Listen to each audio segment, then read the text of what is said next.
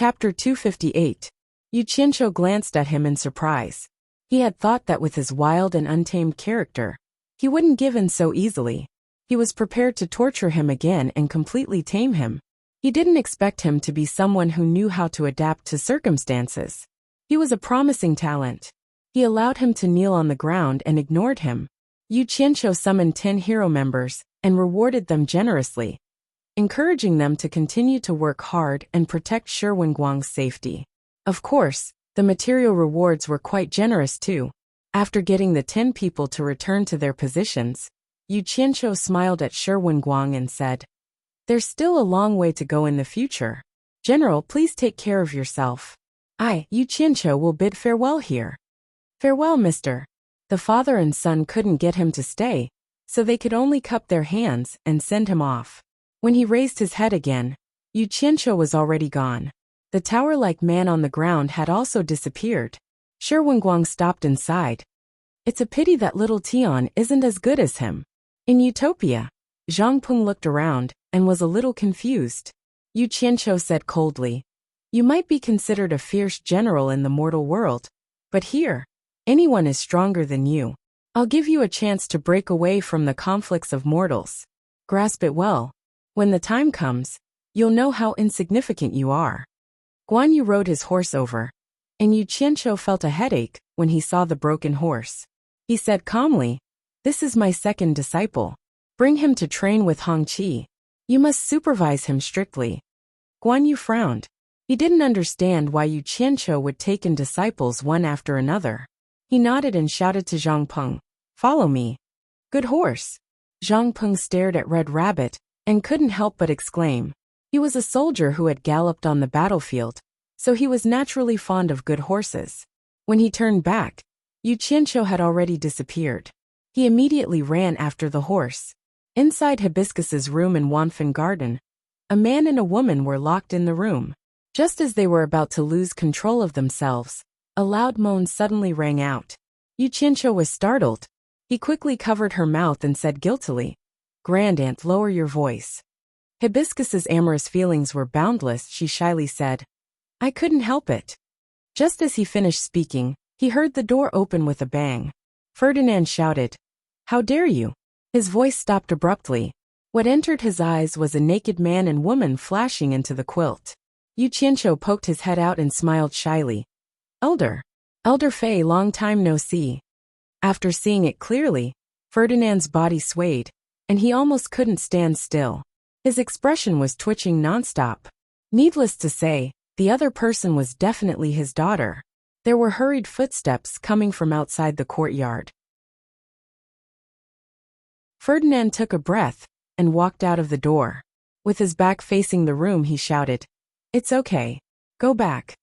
There was a rustling sound of clothes being put on. After a while, Yu Qianqiu, who was hiding behind Hibiscus, walked to the door. Both of their expressions were quite interesting. The former smiled awkwardly. "Elder Fei. Hee." Ferdinand resisted the urge to kill this kid and said in a low voice, "Hibiscus stays. You come with me." "Damn it. I'm so embarrassed. I'm actually caught in bed.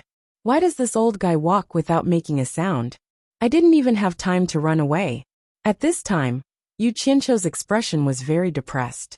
He squeezed out a smile to bid farewell to the extremely shy Hibiscus and followed his future father-in-law. Passing through the courtyard corridor, they turned into a dark room. Ferdinand faced a wall and didn't say anything for a long time. Yu Qianqiu stood behind and wanted to say something, but didn't dare to say anything.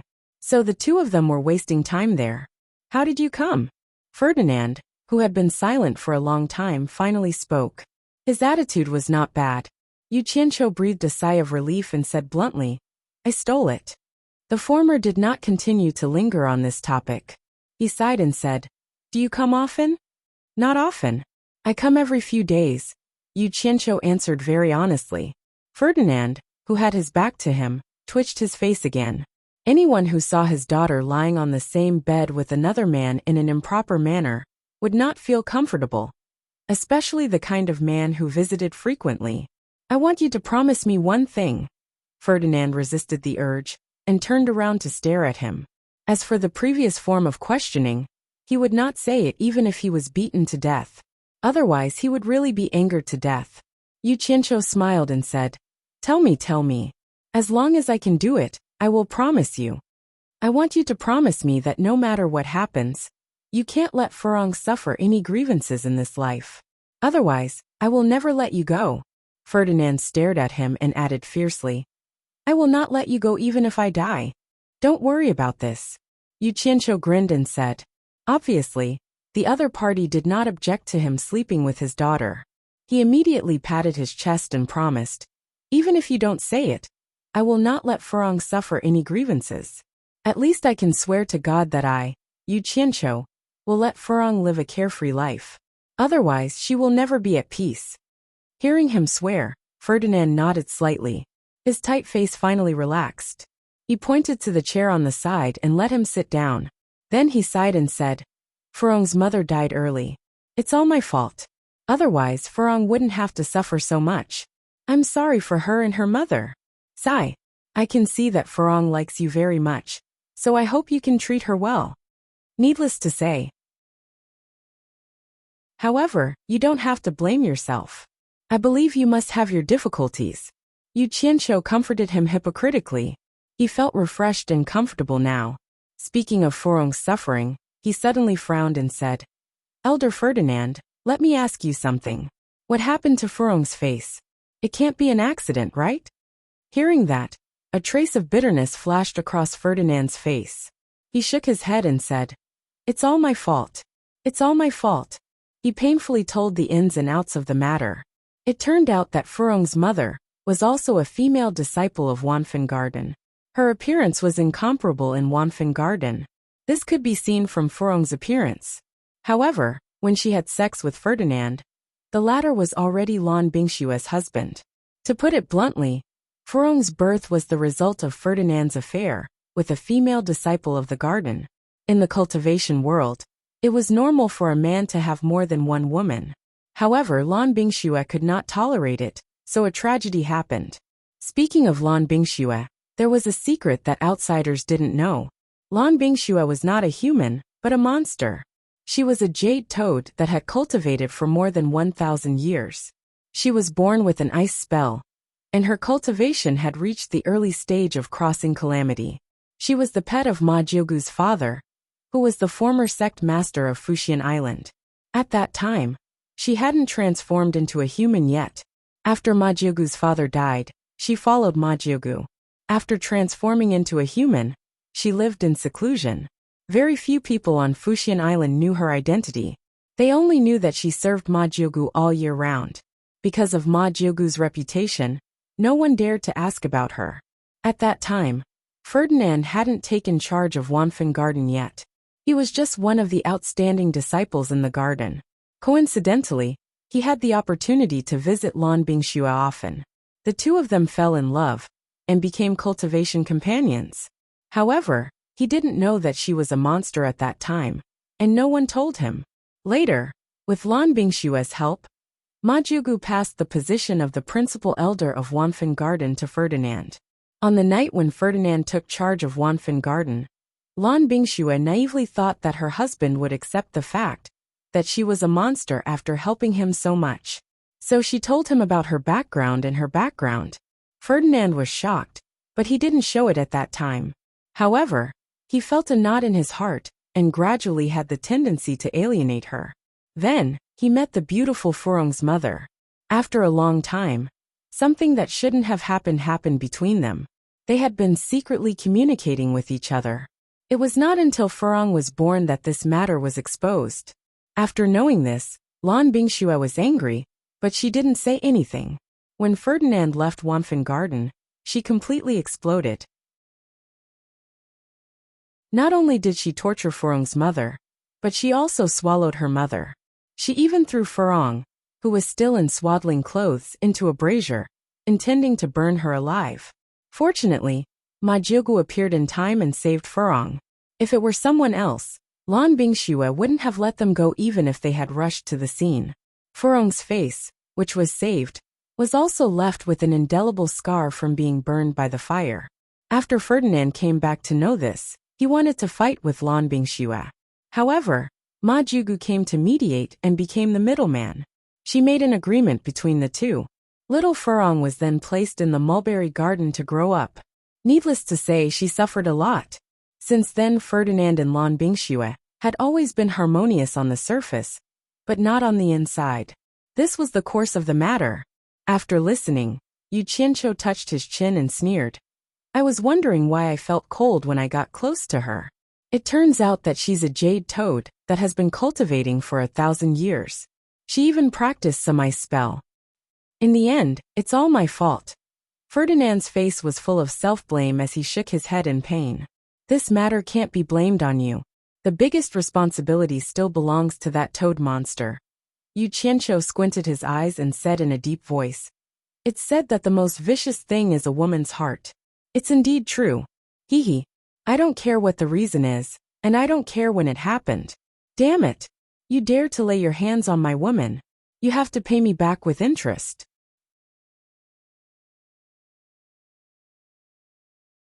Chapter 259. Hearing this, Ferdinand slowly turned around, frowned, and immediately warned. Don't mess around. Lan Bingxue is always with Ma Jugu. She's not someone you can afford to provoke. I've heard about what you've been doing recently. Although you have that overbearing fire spell, you're still in the core formation stage after all. The horror of the final stage of passing calamity is not something you can imagine. Compared to the early stage of passing calamity like me, it's a world of difference. Even if you don't think for yourself, you have to think for Furong. Oh, he's a bit like a father-in-law now. Yu Qianqiu laughed. I understand. While saying this, he was thinking about when he would have a chance. Also, Ferdinand said solemnly, I don't know how you entered Fuxian Island, but I advise you not to run around on the island. Once you're discovered, it'll be difficult for you to leave. Yu Qianqiu repeatedly said yes, then listened to a lot of nagging. He really didn't want to listen anymore, so he found an excuse to run to Furong. After saying goodbye to Furong, he returned to Utopia to find Bai Suzhen to talk about some things. Then the two of them went to the spiritual herb garden together. The exotic flowers and plants in the garden were swaying. They were all grown from the things Yu Qianqiu collected. Now the spiritual herb garden was managed by a group of women under Bai Suzhen.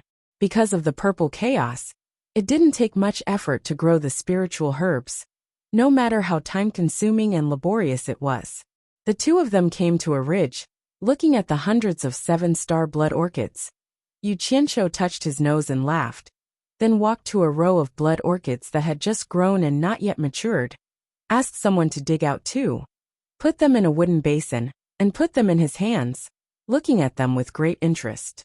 Bai Suzhen stared at his every move, then suddenly said, Don't you have the recipe for 7 orifices exquisite pill? Why not refine some to help your parents prolong their lives? Yu Qianqiu shook his head with a bitter smile. Do you think I don't want to? I've already looked through the pill recipe several times, so I'm more familiar with it than you. This 7 orifices exquisite pill had the ability to seize the fortune of the heavens and earth. After consuming it, one would be able to compete with the heavens and earth for longevity. It was truly extraordinary. If he wanted to refine it, he needed a total of 3 main ingredients. Although he now had the 7-star blood orchid and the Adumbra flower, he still lacked an extremely difficult to find spiritual herb called the resurrection grass. Adumbra guarding the spirit, soul recovery, and 7 stars bodybuilding. As long as one of the 3 was missing, it would be impossible to refine such a heaven-defying pill. But these 3 spiritual herbs are rare treasures that can only be found by luck.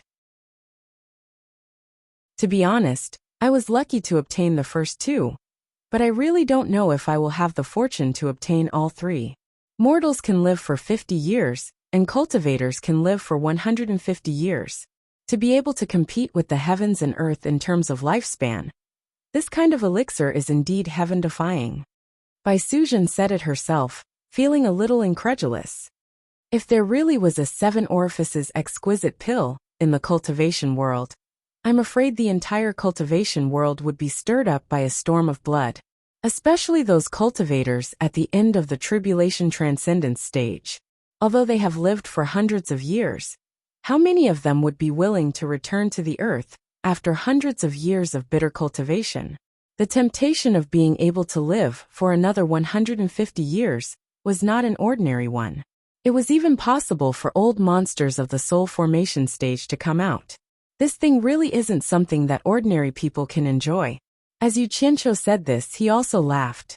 Just think about it. How could he resist the temptation of increasing his lifespan by 150 years? If he knew which family had it, he was afraid that the hero would turn out in full force to snatch it. Then where does this resurrection grass grow? The pill recipe seems to have introduced the characteristics of each spiritual herb, right? Bai Suzhen asked. She had more or less seen it when she removed the restrictions on the pill recipe. Yu Qianqiu smiled and said, according to the pill recipe Jade Archive, this recipe was passed down from ancient times and didn't originate from the alchemy sect. Later on, no one has succeeded in refining it. The ancient records of the resurrection grass referred to it as the 9 underworlds. Bai Suzhen frowned and pondered. Which place in this world is called the 9 underworlds? Yu Qianqiu shook his head and said, the pill recipe Jade Archive didn't record it in detail. It was just casually mentioned, so I didn't know about it before. But, his expression changed, and he laughed mischievously. But when the Wu family's patriarch Wu Sihai saw my Ghost King's token, he mentioned a place, and it immediately made me realize. If I didn't guess wrongly, the 9 underworlds is the place he mentioned. Sister, have you heard of the 9 underworlds cavern? Hearing this, Bai Suzhen was shocked and said, you mean the 9 underworlds cavern, which is divided into 9 levels? Yu Qianqiu nodded and said, that's right. Wu Sihai was talking about that place. I'm guessing that the 9 underworlds cavern is the 9 underworlds cavern. Bai Suzhen was startled and said, if the resurrection grass really grows in the 9 underworlds cavern, who in the world can harvest it? Legend has it that the 9 underworlds cavern is connected to the netherworld, which is as famous as the immortal realm. Generally speaking, ghost cultivators at the end of the Ghost King's cultivation level wouldn't dare to go there. Even deity transformation cultivators can only go there lightly. How can ordinary cultivators harvest the resurrection grass? That's just my guess. Yu Qianqiu frowned and said, I'm going to the demon ghost domain to find the ghost general Meng Yan. It won't be too late to find out more about it. Bai Suzhen frowned and moved her red lips. Finally, she stared at the blood orchids in his hand and changed the topic, asking, are you giving these 2 blood orchids to someone? Yu Qianqiu was stunned and said, giving them to someone? How is that possible? One of them can be sold for tens of millions of high-grade spirit stones. I'm selling them. Selling? Bai Suzhen was stunned. She was in charge of the spirit stones of the entire Utopia. And it seemed that Utopia was not short of spirit stones. Yu Qianqiu looked at the blood orchids in his hand, and a smile appeared at the corner of his mouth. He said, I heard that Ong Kwangsung was robbed of 100 million high-grade spirit stones last time. I think those big sects are even richer. Anyway, our blood orchids can't be used up. It's not bad to exchange some spirit stones from them. He naturally had his own plans for doing this. Spirit stones were the foundation to maintain the operation of the various sections. He was very worried that the various sects were so rich. If he wanted to weaken the strength of the cultivation world, he had to cooperate with the economic offensive. He had already made up his mind to throw out some good things every once in a while. Things like the 7-star blood orchids were very attractive and could definitely make the various sects spend a lot of money. However, he didn't want the blood orchids to really play their role, so he deliberately picked 2 pots of blood orchids that had not yet fully grown. Even if the various sects really bought them, they wouldn't be able to mature without a few decades, unless the various sects had treasures like the wood spiritual liquid that could accelerate the growth of the blood orchids. Wu Lixue often lingered in the courtyard of the quiet guest house, where the Wu family hosted guests, ever since Yu Qianqiu left. In the room where Yu Qianqiu had stayed, Wu Lixue was in a daze as she hugged the so-called Juke egg. The scene of Yu Qianqiu telling everyone in the Gulu house that she was his woman appeared in her mind again. She finally got rid of the thoughts in her mind with great difficulty. In the blink of an eye, That face with a smirk appeared again. Wu Lixue shook her head and sighed faintly. It was really hopeless. Why did she always think of him? Unfortunately, no matter how she shook her head, the illusory image was still in front of her. Just as she was about to turn around and leave, she saw the bad guy waving at her. Beauty, why are you shaking your head?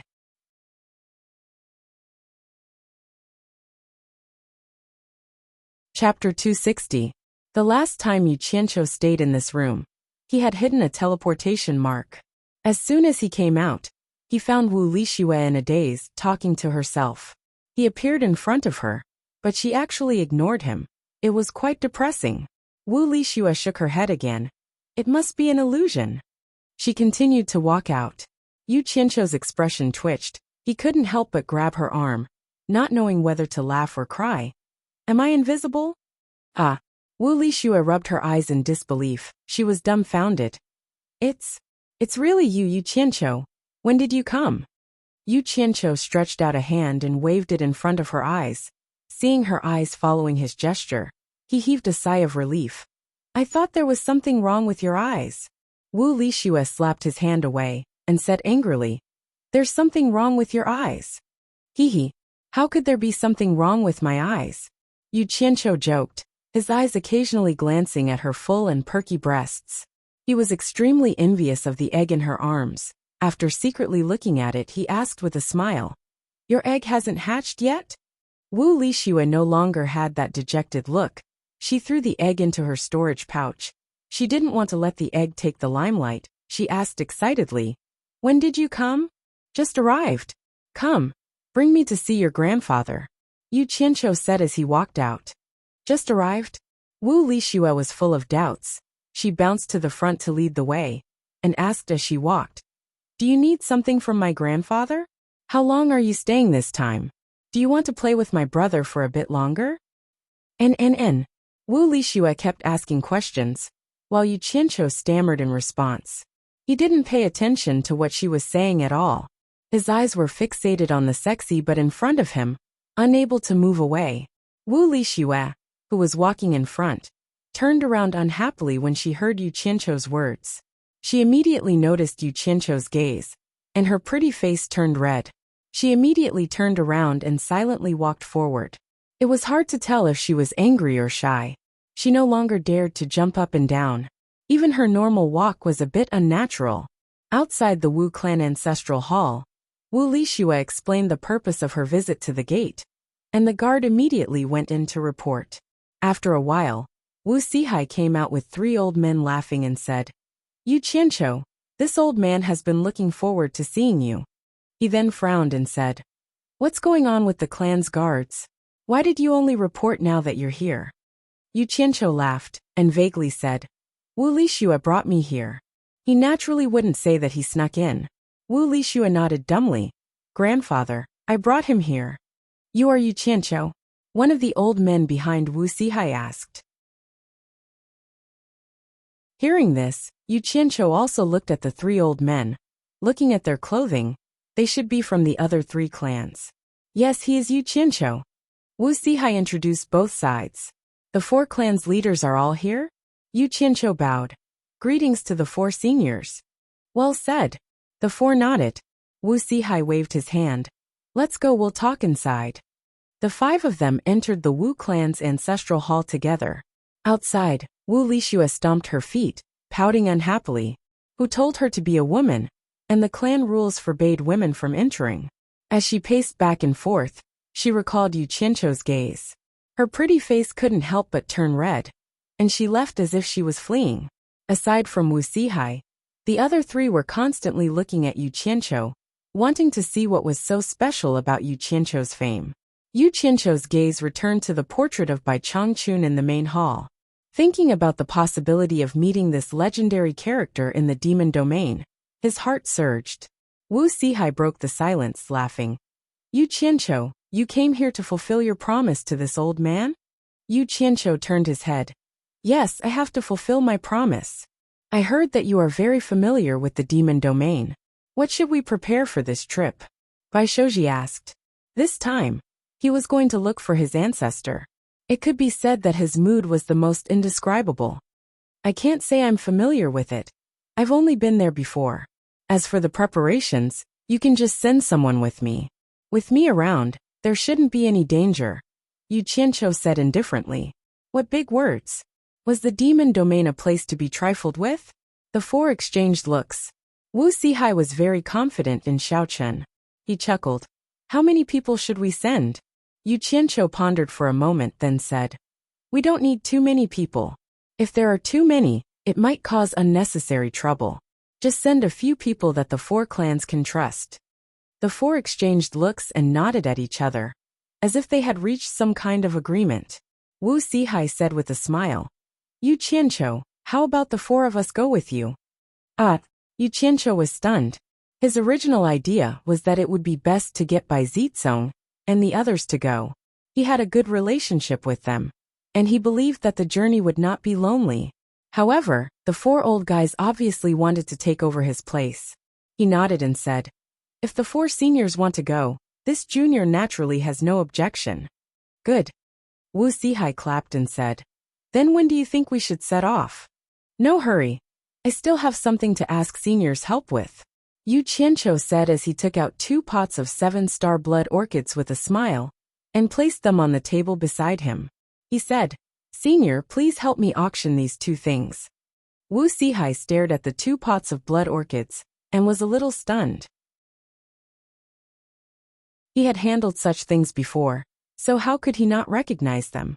The other 3 saw his appearance, and did not know what kind of treasure it was. They walked over to observe it together.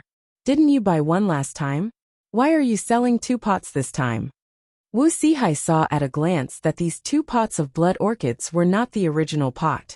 The pot in the grand auction was obviously more mature than these 2 pots. Hee, I'm short of money recently. Senior, please spread the news that the Wu family wants to auction the 7-star blood orchids. It is best to auction these 2 pots of blood orchids at a later time. This junior wants to sell them at a good price. Yu Qianqiu smiled apologetically on the side. 7-star blood orchids? These 2 pots are 7-star blood orchids? The 3 onlookers were surprised in unison. I've let the seniors see a joke. I'm really short of money. Otherwise, I wouldn't take out such a treasure to auction. I'm sorry, hee. Yu Qianqiu pretended there. Wu Sihai didn't believe that he had no money. He was looking at him up and down, not knowing what he was doing. The other 3 naturally heard about Yu Qianqiu's wealth from Wu Sihai, and they were a little puzzled. Leave the things here. I will let the Wu family handle it. The spirit stones from the auction will all be given to you without taking a single cent. It won't affect our trip to the demon ghost region. Wu Sihai might not know what he was doing, but he still agreed, and didn't even want the commission. Sorry for the trouble. I'm short of money, so I can't help it. Yu Qianqiu apologized and smiled apologetically.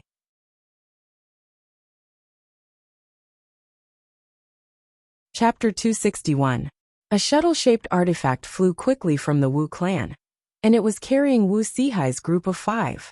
Yu Qianqiu sat at the stern, and sized up the entire artifact. He clicked his tongue and said, the Jing clan's artifact refinement skills are indeed worthy of their reputation. This artifact is better than those sold outside. The decorations are beautiful, and the flight speed is so fast.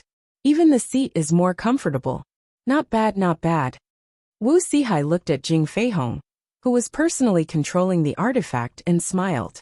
It might be good, but the materials used are also frightening. Yu Qianqiu opened his mouth, and wanted to say that it was fine if it was expensive, as long as it was suitable. However, when he recalled how he complained about being poor, he kept his mouth shut. He was pondering if he should ask Jing Zhua to get one for him to play next time. According to their estimations, it would take more than a day to reach the demon ghost region. Yu Qianqiu sat at the back, and checked the core formation in his dantian. Ever since his core had absorbed the fire element, it was as if there was a fire seed inside. His entire core was activated. He didn't need to cultivate, and he could absorb the true essence to solidify. His dantian continuously absorbed the true essence day and night, causing Yu Qianqiu to absorb the spirit qi and the spirit stones, and refine it into true essence. Right now, he had nothing to do, So he secretly pinched a piece of spirit stone to replenish the chi in his body. He didn't know when he fell asleep, but when the heroine of the dream, Wu Lixue, was sacrificing herself, he suddenly heard someone calling him. Yu Qianqiu opened his eyes unwillingly, and it was Wu Sihai who called him. He swallowed the saliva in his mouth and thought, if only it was a little later, your granddaughter would be naked soon. He smacked his lips and said, what is it? The four of them looked at each other, and didn't know whether to laugh or cry. They were about to enter such a terrifying place like the demon ghost region. But this fellow wasn't worried at all, and could even sleep? On the other hand, the four of them felt relieved. Originally, they were worried that Yu Qianqiu was bragging, but when they saw him being so relaxed and confident, they felt more at ease. Wu Sihai waved his hand and pointed at the flying shuttle and said, the demon ghost region is in front. Which direction should we go? So soon? Yu Qianqiu got up in a daze and walked to the head of the shuttle. In front of him, the land was covered by a boundless gloomy fog. Compared with the bright sunshine behind the shuttle, it was like another world. Standing on the flying shuttle in the air, he could occasionally hear the gloomy and horrible screams coming from the gloomy fog. This scene was so familiar. Where else could it be other than the demon region? We've also entered the outskirts of the demon ghost realm, but we don't dare to go any deeper. I heard that the top 3 sects of the righteous and demonic paths would send their disciples to compete in the demon domain every few years. I don't know if that's true or not, but I always felt that it was strange. However, it was not a good place to investigate. You have stayed on Supporting Immortal Island before, so you should know something, right? Wu Sihai asked. Bulsh *T competition. Yu Qianqiu looked ahead and identified the direction they were heading in. He sneered and said, it's just nice words. The top 3 sects of the righteous and demonic paths send their disciples here to gain experience and use the demon ghost region to temper their disciples. Originally, they could just train separately, but this place is too dangerous. Even if the weaker sects work together, the more people they have, the easier it is to attract more demons and ghosts, making it more dangerous. However, even Supporting Immortal Island can't handle it alone. Therefore, the top 3 sects of the righteous and demonic paths gathered together and come here every few years. They even made up a lie to deceive the righteous and demonic paths. However, the last time they came here, they encountered some trouble. I'm afraid they won't dare to come again. In any case, he was no longer a disciple of Supporting Immortal Island. Moreover, he couldn't wait for the righteous and demonic paths to be in chaos. Naturally, there was no need to hide it. Yu Qianqiu turned back and smiled at the four of them. Do you know what trouble the 6 sects encountered? The four of them shook their heads. He stared at the four of them and chuckled. They were beaten up by a single person. 5 consecrators and 10 elders of Supporting Immortal Island were injured at the same time. Do you know who injured them? It's none other than the person you are looking for. Ah! The 4 of them exclaimed at the same time. Bai Shouji was so excited that his body trembled. He said, is the person you are talking about our ancestor? That's right. Yu Qianqiu nodded and said, it's your ancestor Bai Changqun. Your ancestor is amazing. TSK. That level of cultivation really leaves people speechless. Hearing that, the 4 of them breathed heavily. They stared ahead and seemed a little impatient. The flying shuttle can't fly too low. Try to fly as high as possible. Otherwise, it will be easy for us to be attacked. Yu Qianqiu raised his hand and pointed to the left. He said, it's that direction. Fly as fast as you can. Soon, you will see a tall mountain that pierces through the clouds. That is the Cloudy Sky Peak. We will land on the peak. Got it. Although Jing Feihong was old, he still couldn't hide his excitement. The flying shuttle quickly soared into the sky and suddenly accelerated. It turned into a stream of light and flew in the direction Yu Qianqiu pointed. About 2 hours later, a towering mountain appeared in front of them. The 4 of them looked at each other and nodded. Yu Qianqiu really wasn't talking nonsense. The flying shuttle flew at full speed. Soon, it reached the peak and slowly descended. Come down. If we want to go deeper, we can only walk. Otherwise, we won't be able to guard against sudden dangers. Yu Qianqiu said and jumped down first. The others followed. Jing Feihong put away his flying artifact. Yu Qianqiu looked around.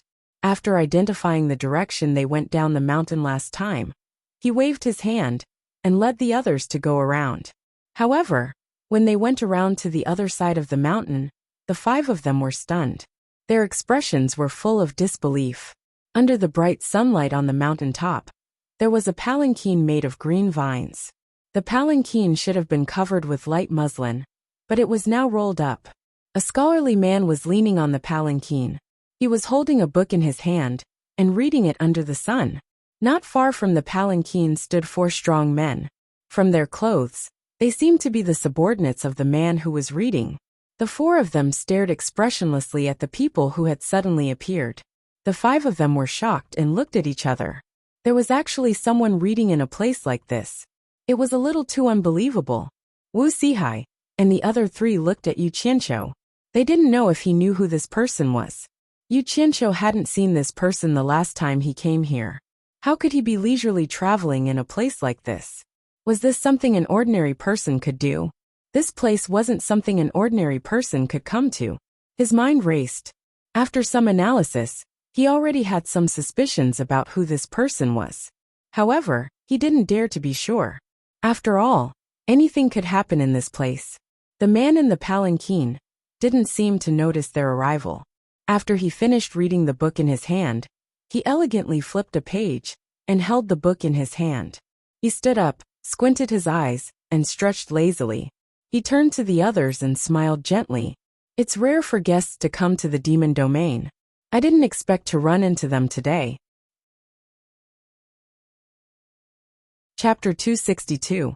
I didn't expect to meet such an elegant person at the cloudy sky peak of the Monster Ghost region. I really wonder if this place is still the Monster Ghost region. Yu Qianqiu looked around and said with a smile, there are 2 masters in this area. One is in charge of Yin, and the other is in charge of Yang. Since you can be so carefree on the cloudy sky peak, could you be the Yang master, Demon King Aoli? The man's elegant expression changed slightly. He looked at Yu Qianqiu in surprise and asked doubtfully, who are you? How do you know my name? Ghost General Meng Yin mentioned you to me before. Yu Qianqiu said with a smile. Actually, he was just guessing. Although he knew that there was a monster king here, he had never heard Meng Yin mention Aoli. He only knew that the monster king here was called Aoli from Ferdinand. However, it was obvious that he had guessed correctly. Big brother mentioned me to you before? Aoli looked at him again and said doubtfully, could you be Yu Qianqiu? Yes, I am. Yu Qianqiu slowly raised the Black Ghost King token in his hand and said with a smile, it seems that General Meng also mentioned me to you before. When Aoli saw the Ghost King token, all his doubts disappeared. They looked at each other and said at the same time, it's an honor to meet you. As soon as the same words were said, both of them were slightly stunned. Then they laughed at the same time. Wu Sihai and the others were shocked at first. They did not expect this person to be the demon king of this place. When they saw the 2 of them talking and laughing, they immediately felt relieved. This Yu Qianqiu was indeed not an ordinary person. The 2 of them walked closer while laughing. Their expressions showed that they appreciated each other. Yu Qianqiu stood in front of Aoli and sized him up again. He clicked his tongue in admiration and said, I'm going to say something that might make Senior unhappy. If I didn't know Senior's identity, with Senior's refined and elegant temperament, who would know that Senior is the demon lord of this place? Hearing this, Aoli's joyful expression was a little hard to conceal. Although he was a member of the demon clan, he had always admired the elegance of humans, so he imitated them in many ways. Yu Qianqiu's words could be said to have touched his heart. For a moment, he had a favorable impression of Yu Qianqiu. He waved his hand and patted Yu Qianqiu's shoulder. He laughed heartily and said, what's there to be happy about? Since you are Brother Meng's friend, you are also my friend. If you have anything to say, just say it. In truth, Yu Qianqiu found it strange as soon as he saw him. It was not strange for a majestic demonic beast king to transform into a human form. But why was he dressed like a pedantic scholar? If there wasn't something wrong with his head, then he must be addicted to such things. Thus, he tried to flatter the other party, and sure enough, The flattery made the other party very comfortable. AI. Of all the things that are inferior, only studying is superior. Yu Qianqiu looked at himself and shook his head. He sighed and said, seeing Senior's elegant demeanor, it really makes me feel ashamed of my inferiority. Of all the things that are inferior, only studying is superior? Aoli smacked his lips, and his eyes suddenly lit up.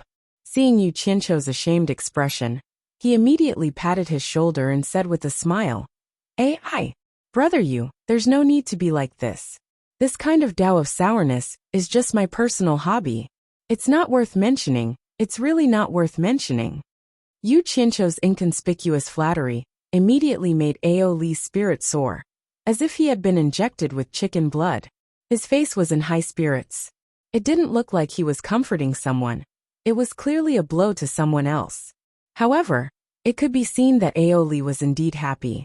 In just a few words, the way he addressed Yu Qianqiu had already changed to brother Yu. If Meng Yin heard Aoli say that his Tao was the Tao of sourness, he would definitely be dumbfounded. In the past, Meng Yin had casually said something like this, and Aoli almost fell out with him on the spot. But now, he was belittling himself. Not far away, the four bearers who were carrying Aoli's palanquin were also in disbelief. They had never heard Aoli belittle himself like this before. Such words were taboo for Aoli, not to mention himself. Others couldn't even mention it. The four of them looked at Yu Qianqiu with admiration. Wu Sihai and the others didn't know the details. Seeing Demon King Aoli and Yu Qianqiu calling each other brother, they could only sigh at Yu Qianqiu's remarkable abilities. His connections were so wide that he could even move freely in the demon ghost region. Brother, cheer up. It's our first time meeting. Don't make it so unlucky. Aoli saw that he was still a little depressed, so he comforted him again. Sister Yuji is full of praise for you. She said that you are so talented that even I can't compare with you. I was not convinced at first, but after hearing your song Love Country More Love Beauty, I am convinced. At this point, if he continued to pretend, it would be a little pretentious.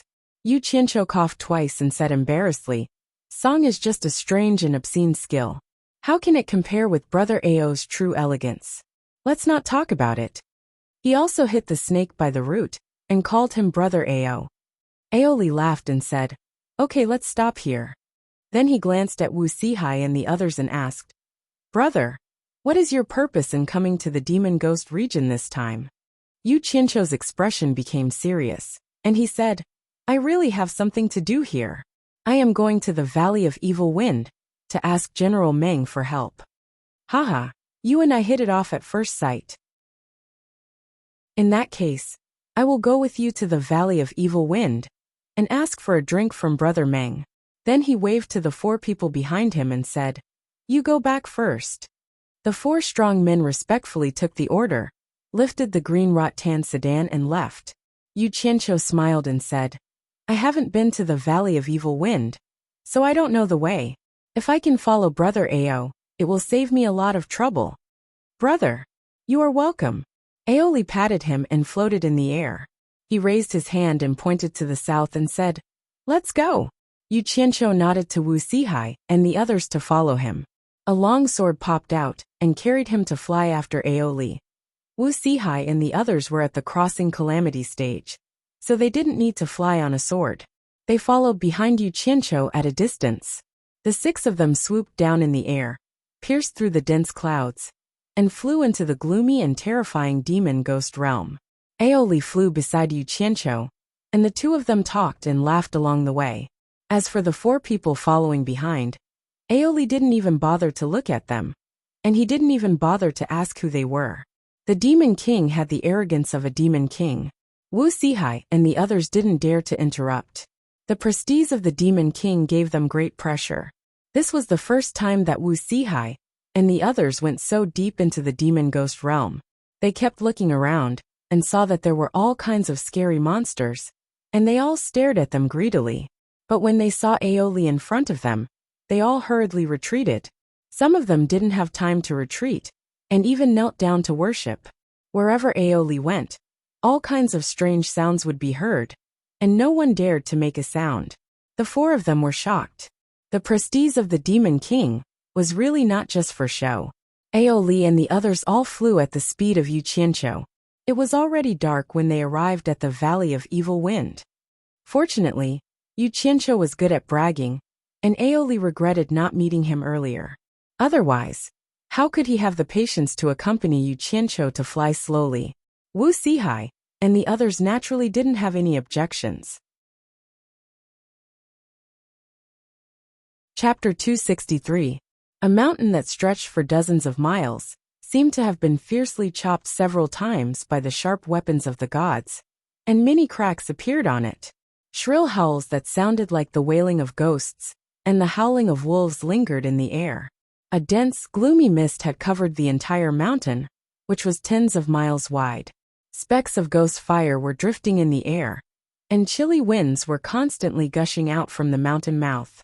This was the Yin Wind Valley, where Ghost General Meng Yin lived. Before they got close, they felt a little suffocated by the ghastly qi that came from the valley. The mournful Yin wind was like a bone-piercing cold knife. Although it didn't hurt them, it seemed like it could cut into their skin and penetrate deep into their bones. The surrounding temperature also seemed to have dropped to the freezing point, making people shudder. Their minds were also erratic, as if they could be blown away if they were not careful. Yu Qianqiu's cultivation was the lowest. He frowned deeply. This Yin Wind Valley was so powerful even before they got close. Wouldn't it kill me if we got close? Aoli was calm and at ease. Firstly, his cultivation was high, and secondly, he was very familiar with this place. After sizing them up, he said to Yu Qianqiu with a smile, "If mortals came here, the Yin Wind could blow their souls out of their bodies, turning them into walking corpses. But it shouldn't be a big problem for you. As long as you stabilize your mind, the other abnormal feelings are just illusions caused by the dense Yin Qi corroding your body. But this Yin Wind is somewhat destructive, and you need to circulate your Qi to resist it." Hearing this, Yu Qianqiu was relieved. It turned out that the most frightening mental swaying was an illusion. He immediately calmed his mind. Of course, he wasn't the only one who heard this. Wu Sihai and the others, who were horrified, immediately calmed down. They moved forward against the Yin Wind. Aoli said with a smile while flying, "It is said that this Yin Wind Valley is the place with the densest Yin Qi in the entire demon ghost domain. Back then, when the Ghost King fought for this place, Brother Meng led the army to suppress them, and that's how he got this treasure land. Isn't it said that the 9th Netherworld Cave is the place with the densest Yin Qi?" Yu Qianqiu asked. Aoli shook his head and said with a smile, "The 1st to 8th Netherworld Caves are nothing in the demon ghost domain. The key is that the 9th Netherworld Cave is rare. Why do you think Brother Meng fought for this place back then? It is precisely because of the rare 9 Netherworld Cave, under the Yin Wind Valley, that this Yin Wind Valley would not have attracted so many heroes to fight for it back then." "There's a Netherworld Cave here?" Yu Qianqiu was overjoyed. His eyes lit up as he looked into the valley. When Wu Sihai and the others heard about the legendary 9th Netherworld Cave, they looked at each other in dismay. Even if they gained nothing from this trip, they would be able to leave a record in the clan register if they could learn about such a place. The 6 of them flew to the front of the valley and landed outside a valley that was shrouded in fog. Aoli shouted towards the valley, "Big brother, big sister, look who I've brought for you." The voice echoed in the valley. Not long after, Meng Yan's voice came from the deep valley. "Oh, is there an esteemed guest coming? Welcome the guests." The welcome the guests was obviously in order. After the words were spoken, the thick fog at the entrance of the valley began to roll. After a dull sound, the thick fog separated to form a path into the valley. A group of people rushed out with flags fluttering on both sides. A general rode forward and cupped his fists towards Aoli and said, "Greetings, King Ao." The general looked at the so-called esteemed guest. After seeing Yu Qianqiu, he was startled and said, "Mr. Yu, it's you?" This general was none other than Sai Zhangfei, the bearded man from last time. Yu Qianqiu smiled and cupped his fists. "Thank you again for sending me off last time. It's good that we are all acquaintances. Don't be long-winded. If you have something to say, let's talk inside." Aoli clapped his hands and smiled. Wu Sihai and the rest exchanged glances.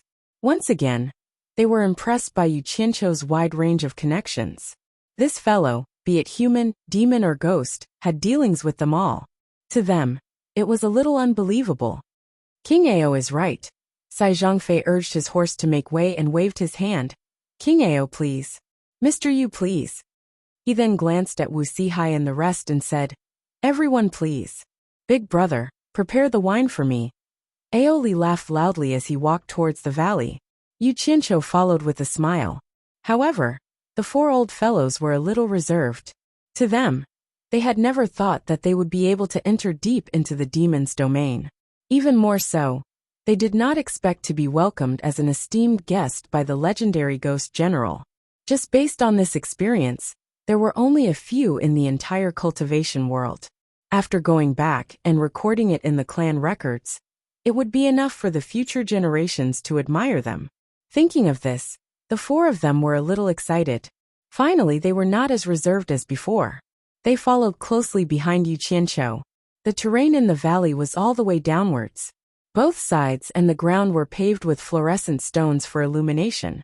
After about 100 meters deep, the view before them suddenly became clear. A huge stone archway that was cut into the ground stood in front of them.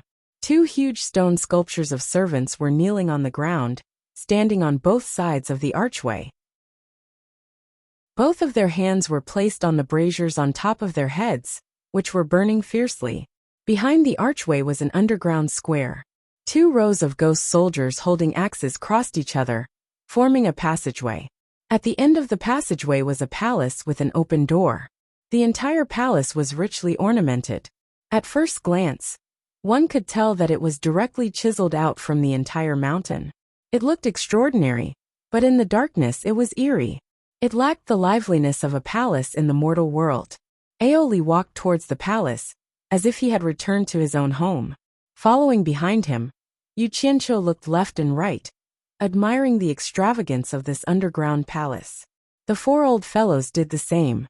They stepped on a long flight of stairs in front of the palace, and ascended to the palace door step by step. Yu Qianqiu was a little surprised to find that there was a plaque on the palace door. Logically speaking, the name of some palace or hall should be engraved on it. But the plaque was smooth, without a single word, which made people feel a little strange.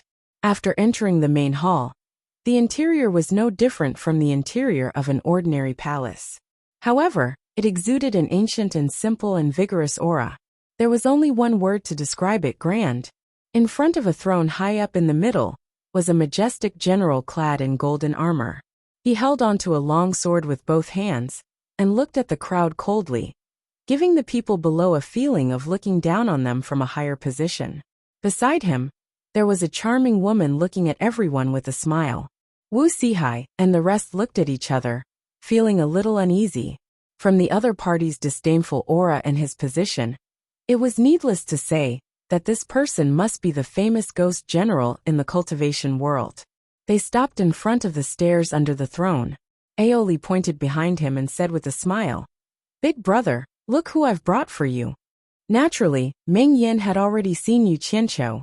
He only nodded at him, but his eyes were unusually sharp and cold when he stared at Wu Sihai and the rest.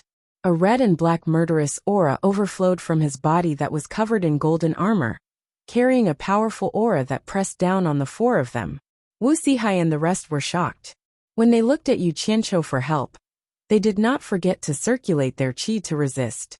Yu Qianqiu was a little dumbfounded. He guessed that Meng Yan wanted to show off his general's prestige in front of strangers again, but he dared to act cool in front of them without finding out who these four people were. When he found out who was behind these four old fellows, "Let's see how you can show off later." However, he was the one who brought them here, so he could not stand aside and watch the show. He immediately stood in front of the four people and waved his hand with a wry smile. "General, I'll temporarily be your assistant." Chapter 264. The red and black baleful aura stopped above Yu Qianqiu and started to attack, looking like it was about to pounce. Meng Yan stared down and said in a low voice, "My Ghost King Hall is not a place for outsiders to enter. Mr. Yu, get out of the way. Don't hurt the friendship between us." "What a shameless thing. Yu Qianqiu's face darkened, but Yu Ji was still smiling without saying a word, while Aoli turned his head to the side, acting like it was none of his business. In fact, it was not that Ghost General Meng Yin wanted to show off, but the demon ghosts trapped in the demon ghost domain were extremely unbalanced. They couldn't get out, but they couldn't let outsiders enter the demon ghost domain. Even if they didn't kill them, they had to teach them a lesson. However, how could Yu Qianqiu allow him to attack Wu Sihai and the others? Even if he gave up on 10,000 reasons, just the fact that they were Bai Changchun's descendants, and that they might be of help to him in the future, made it worth it for him to protect them. Hee. Very good. General, how are you going to deal with them? Yu Qianqiu sneered. If it were anyone else, I would kill them without mercy. But since they are Sir's friends, I naturally have to give them face. Meng Yin stared at the four of them and said expressionlessly, Why aren't you kneeling when you see me? If you're late, you might lose your head. Hearing this, the four of them were shocked and terrified. But they were the heads of the four major clans in the cultivation world. Although death was scary, how could they throw away their dignity? Asking them to kneel was absolutely impossible. They had their pride hidden in their hearts. Humiliating their ancestors was something they wouldn't do even if they died. Among the four people, Bai Shoji took a step forward and said in a low voice, Ghost General, if you don't welcome us, we can leave. Why should we kneel? Humph. Let's go. The last sentence was directed at Wu Sihai and the others. The four of them immediately turned around and left. From this, it was clear that Bai Shoji was the one in charge of the four. How dare you? Aoli turned around and shouted fiercely, his eyes flashing. Meng Yin laughed wickedly and said, Mr. Yu, it's not that I don't want to give you face, but your friends don't want to give me face. So don't blame me for being impolite. As soon as he finished speaking, the red and black baleful chi that was about to leap over Yu Qianqiu's head and attack the four of them. Meng Yin is courting death. Yu Qianqiu roared. He raised his hand, and a fiendish red flame was released, immediately blocking the path of the baleful aura in the air. The temperature in the hall suddenly rose to a frightening level. Aoli and the others immediately felt that the fire Yu Qianqiu had released was not normal. It was definitely not an ordinary fire, otherwise the temperature would not be so high.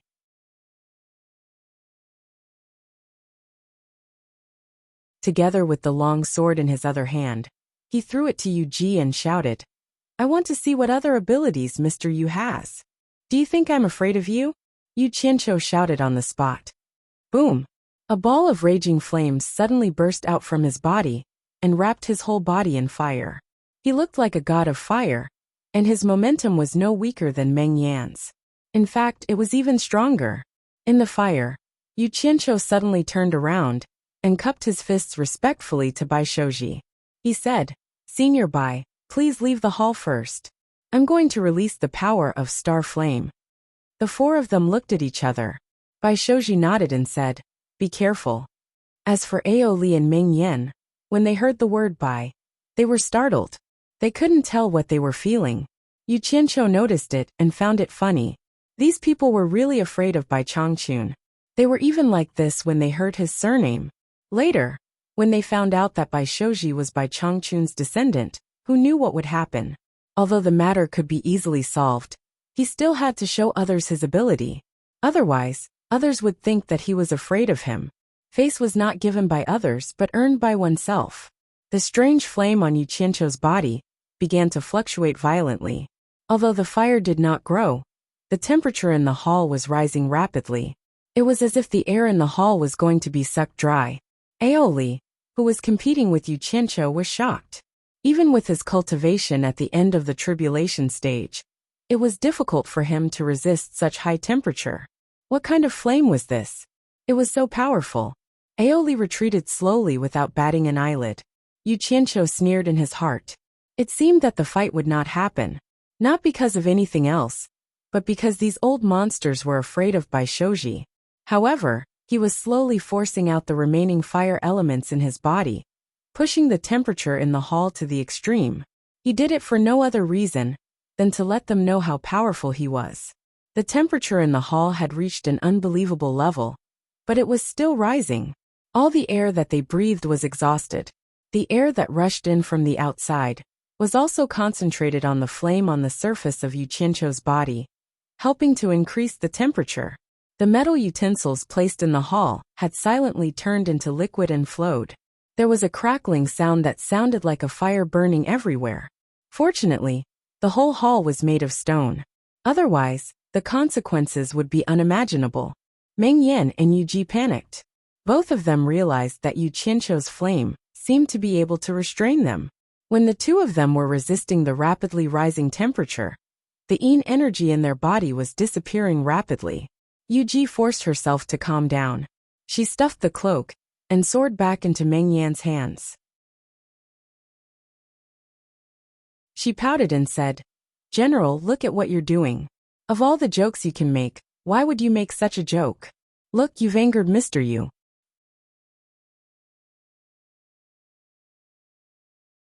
Chapter 265. After talking about her man, Yu Ji turned to Yu Qianqiu and said with a smile, "Sir, don't be angry. The general was just joking. Don't take it to heart." Joking? Yu Qianqiu knew that this woman had come out to smooth things over again. This was what this woman was best at. He didn't expose her because he didn't have much fire elements left in his body.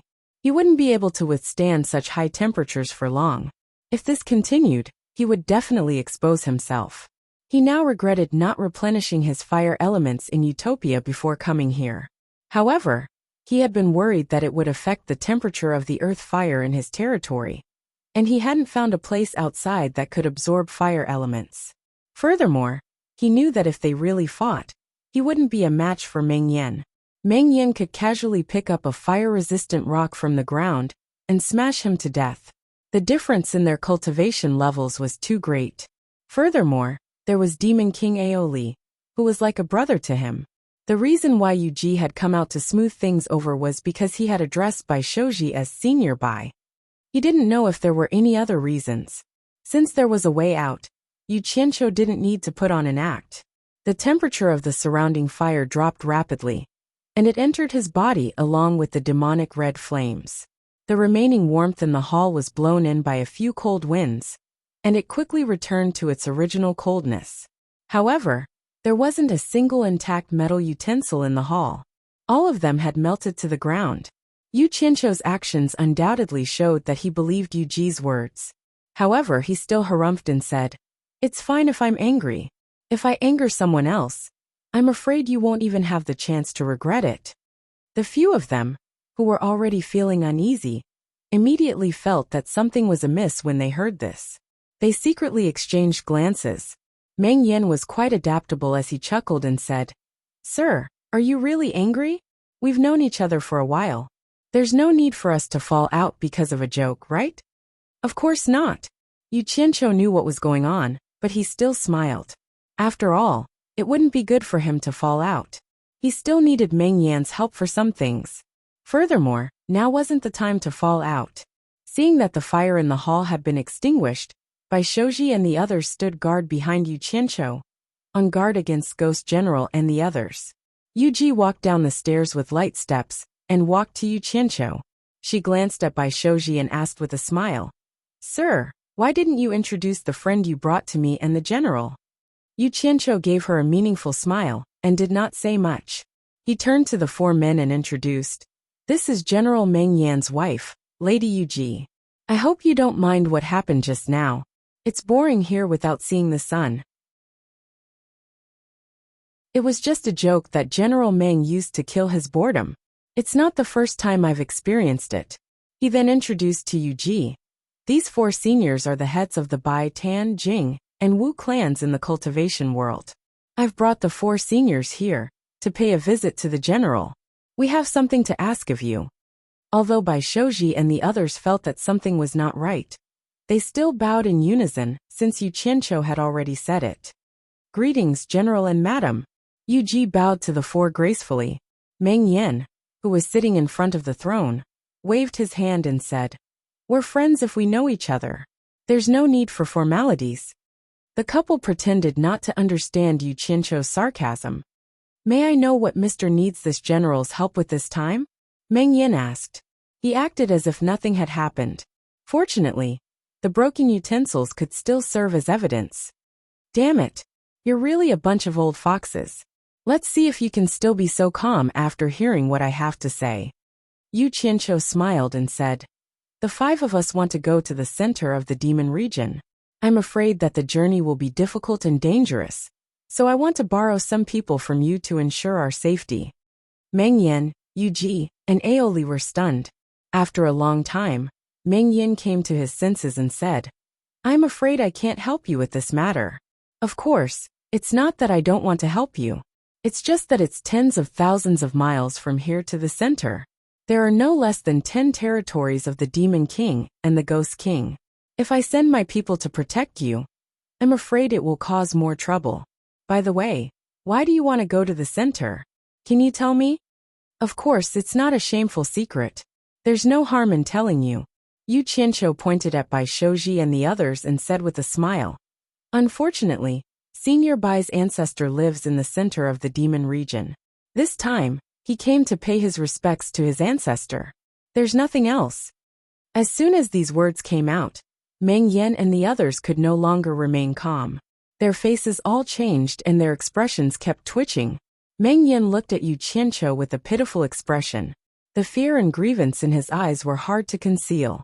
It was as if he was saying, Brother, are you trying to trick me? Don't tell me that you don't know who lives in the center of the demon region with the surname Bai. Since you already knew, why didn't you tell me earlier? Why did you have to wait for me to make a move before telling me? Yu Qianqiu looked at him, and also expressed a lot of words. Brother, it's not that I don't want to tell you. As soon as we arrived, you wanted to make a move on him, and make him kneel. I couldn't even stop you. Fortunately, you stopped in time. Otherwise, the consequences would be very serious.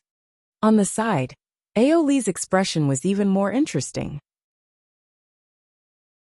He looked as if he wanted to slap himself. He was having a good time, and had nothing better to do. Why did he come here?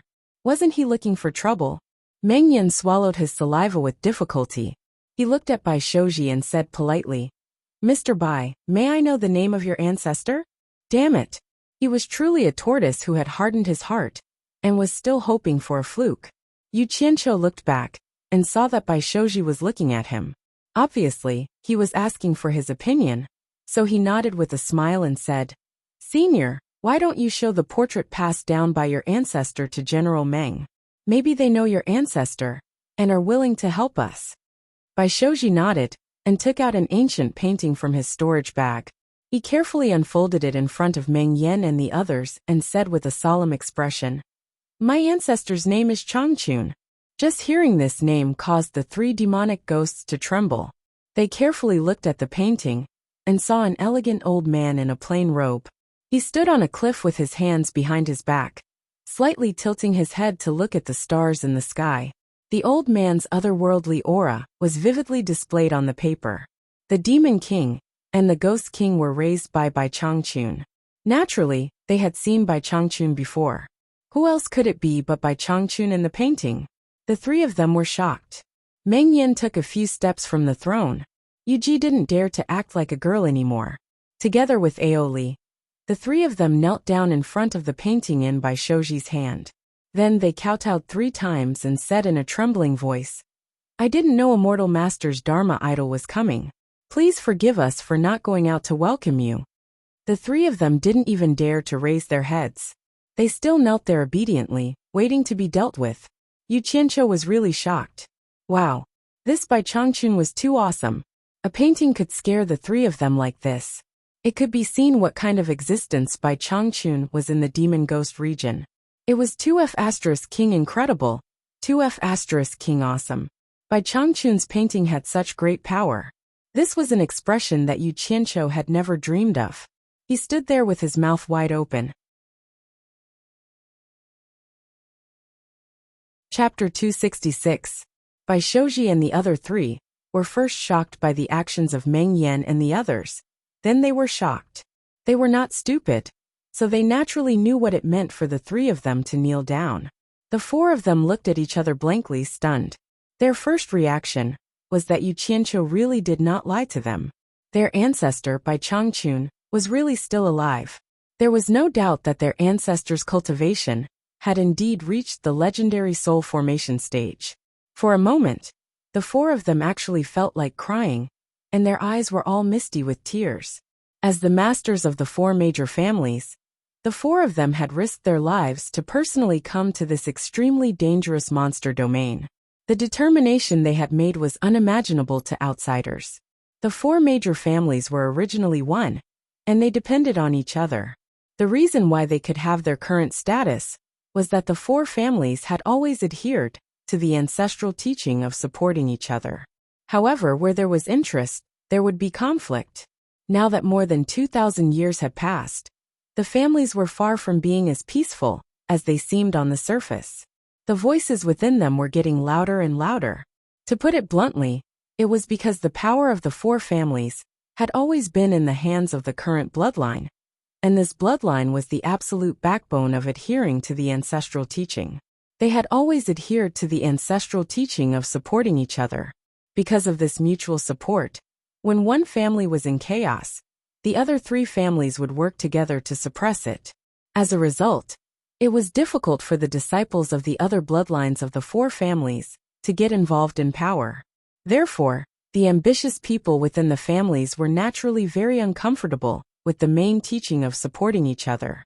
They tried their best to abandon this ancestral teaching, and the matter had become more and more serious. Originally, they could have used ruthless means to suppress them, but they were not other sects but the families. The consequences of using ruthless means against the clansmen of the same origin were very serious. There was too much internal friction, and the four major families were in danger of being swallowed by others at any time.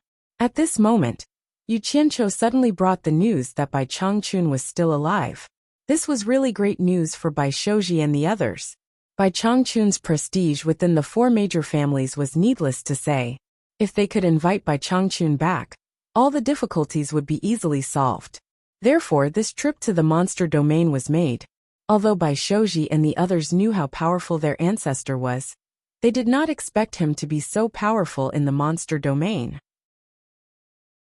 Looking at the Monster King and the Ghost King kneeling in front of their ancestor's portrait, the four of them had a new understanding of their ancestor's power. Although they were excited, they were also a little at a loss. Yu Qianqiu was stunned by this scene for a long time, but he was the first to recover. Look, he couldn't let them keep kneeling, right? The problem was still the portrait. Bai Changchun's face was too big.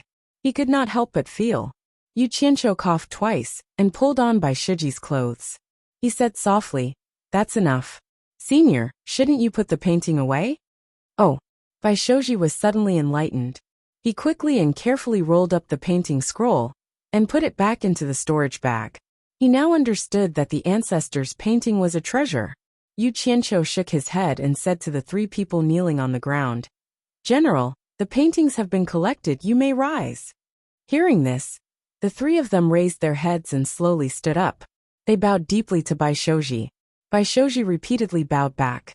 In the beginning, the ghost general was not an exaggeration. Now he was treating them with respect. The difference was so big that the latter could not get used to it. Meng Yan's domineering face was gone. He cupped his hands and said, "Mr. Bai, please tell me if you need anything. I will do my best." Holy sh*t. Me. So disgusting. The corners of Yu Qianqiu's mouth twitched. Seeing Bai Shouji looking at him, it was obvious that the other party had not gotten used to it. He still had to be the spokesperson for the time being. Yu Qianqiu coughed lightly and said with a smile, "General Meng, Senior Bai is going to the center of the demon domain to pay his respects to the ancestor. I think there shouldn't be any trouble with General Meng and Brother Ao here." Meng Yan looked at Yu Qianqiu with an indescribable expression. He smiled bitterly and said, "It's impossible with just the two of us, but..." He cupped his hands and said loudly, "Now that we have the portrait of the immortal master, let alone the center, there is no place in the demon domain that we can't go. Who dares to stop us?" His words made Bai Shouji and the other three's blood boil. They were even more eager to see the ancestor. Yu Qianqiu smiled at him and said, "Senior Bai, I forgot to tell you that your ancestor is the master of this endless demon domain." "What? The four of them exclaimed. They were so shocked that they could not say a word. They originally thought that the ancestor only used his profound cultivation of the soul formation stage to make the demons and ghosts fear him. They did not expect that he was the master of the demon domain. The person who could be the master of this dangerous place, which was passed down for generations, was actually their ancestor. The four of them trembled with excitement. Meng Yan looked at Yu Qianqiu with deep suspicion. This guy brought the ancestor here, but he did not explain it clearly to the ancestor. Yu Qianqiu was embarrassed by his stare. With a serious expression, he quickly changed the topic and said, "Since there is no problem, I will trouble General and Brother Ao to send some experts to see us off. The sooner we go, the sooner we can solve the problem. Senior Bai, don't you think so?" Bai Shouji cupped his hands and said to Meng Yan, "If it is convenient, I naturally hope to see the ancestor as soon as possible." "I dare not. It is my duty to serve you." Meng Yan quickly returned the greeting and glanced at Yu Qianqiu. The latter turned his head to the side and pretended not to see. Since the matter had been decided, Meng Yan and Aoli did not dare to delay. They immediately went to make arrangements and left Yu Ji, the hostess, to wait for the others. All kinds of wine and food were continuously sent over by the servants.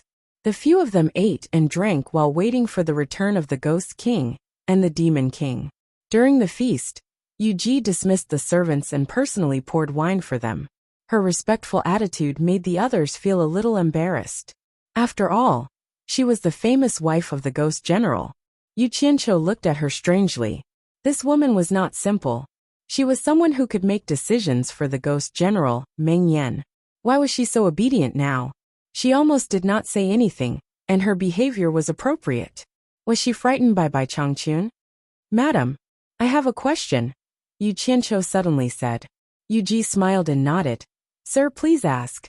Yu Ji will tell you everything she knows." "Then I will thank you in advance." Yu Qianqiu cupped his hands and said, "Madam, have you heard of the resurrection grass in the demon ghost region?"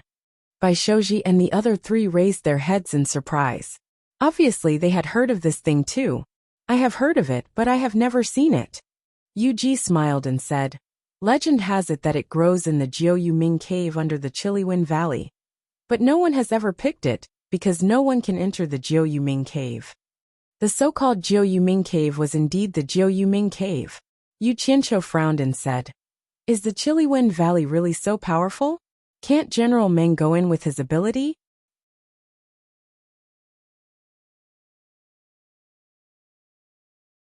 Chapter 267. Although my general has reached the last stage of the Ghost King, he can only practice in the 8th underworld cave. It's impossible for him to enter the 9th underworld cave. Even if he becomes a ghost sage, he can only do it lightly. If he wants to enter the bottom of the cave, he must be at the last stage of the ghost sage. Yu Ji said with a smile. Yu Qianqiu nodded. He had heard of this before. Yu Ji's answer only made him more sure. He frowned and said, "Madam, do you mean that even if a human reaches the soul formation stage, he can't enter the bottom without reaching the last stage of the soul formation stage?" You may not know this, but the 9th underworld cave is the only passage open for ghost cultivators to enter the underworld. It's not for the so-called masters among ordinary cultivators. When Yu Ji said this, she left the banquet with light steps. A trace of bitterness flashed across her face. She sighed faintly and said, "In life, fortune and misfortune are uncertain. Some people encounter disasters or disasters. Among these people who die abnormally, there are often people with deep resentment. They don't want to erase the memory of this life and reincarnate, so it's difficult for them to enter the reincarnation. So they stay in the human world and turn to ghost cultivation, hoping to achieve success in cultivation and fulfill their last wish. Alas, my general is one of them," Yu Qianqiu said with a smile. "It seems that there are many people who share the same ideals as General Meng. For example, Madam and the hundreds of thousands of soldiers under the general's command. They still follow the general after death. It's really commendable. When people die, everything is empty. How many people can talk endlessly after death? If it weren't for the general's high prestige in the army, How many of those soldiers who died in the war would continue to follow the general after death? I'm afraid they would have already reincarnated. Yuji shook her head and smiled bitterly. Yu Qianqiu heard a little helplessness in her tone. He was slightly stunned and said, "Isn't it good to continue to be a ghost cultivator after death? I heard that ghost cultivators are immortal unless they encounter an external disaster." Then do you know what will happen to ghost cultivators if they encounter an external disaster? After Yuji asked a rhetorical question, she replied with a smile. After a ghost cultivator encounters an external calamity, his soul will scatter and his spirit will be destroyed, and he will never be able to reincarnate. The few of them looked at each other in dismay. Yu Qianqiu exclaimed, "How could this be? Mister, you're not part of it, so you don't know the reason." Yuji smiled bitterly and said, "Although ghost cultivators have an unlimited lifespan, the time it takes to achieve enlightenment is far beyond that of demons and humans. When humans and demons cultivate to the extreme, as long as they can withstand the test of heavenly tribulation, they can ascend to the immortal world. Even if he was killed by an external calamity, he could just reincarnate and become a new person. Ghost cultivators are different. Not entering the netherworld after death is already a heaven-defying action. After painstakingly cultivating to the extreme, they must enter the 9 nether cave and return to the netherworld. Only then will they have the chance to cultivate to fruition. The few of them had never heard of such a thing. It was simply unbelievable. Yu Qianqiu swallowed his saliva and asked, "You mean, even if ghost cultivators reach the late stage of ghost saint, they still have to return to the netherworld through the 9 nether cave to cultivate? Why are you so long-winded? What's so good about cultivating to fruition? Since they have the cultivation of the late stage of ghost saint, and have an unlimited lifespan, why not stay in the human world and enjoy life?" Yuji looked at Bai Shoji and said, "Immortal Master Bai often said, if heaven has feelings, this sentence is the truth." After that, she turned her gaze to Yu Qianqiu and said, "Both humans and demons have a limited lifespan. If they don't achieve the great Tao, they will enter reincarnation. Although the lifespan of demons is much longer than that of humans, they will suffer more tribulations than humans to cultivate to fruition. If they are not careful, they will enter reincarnation.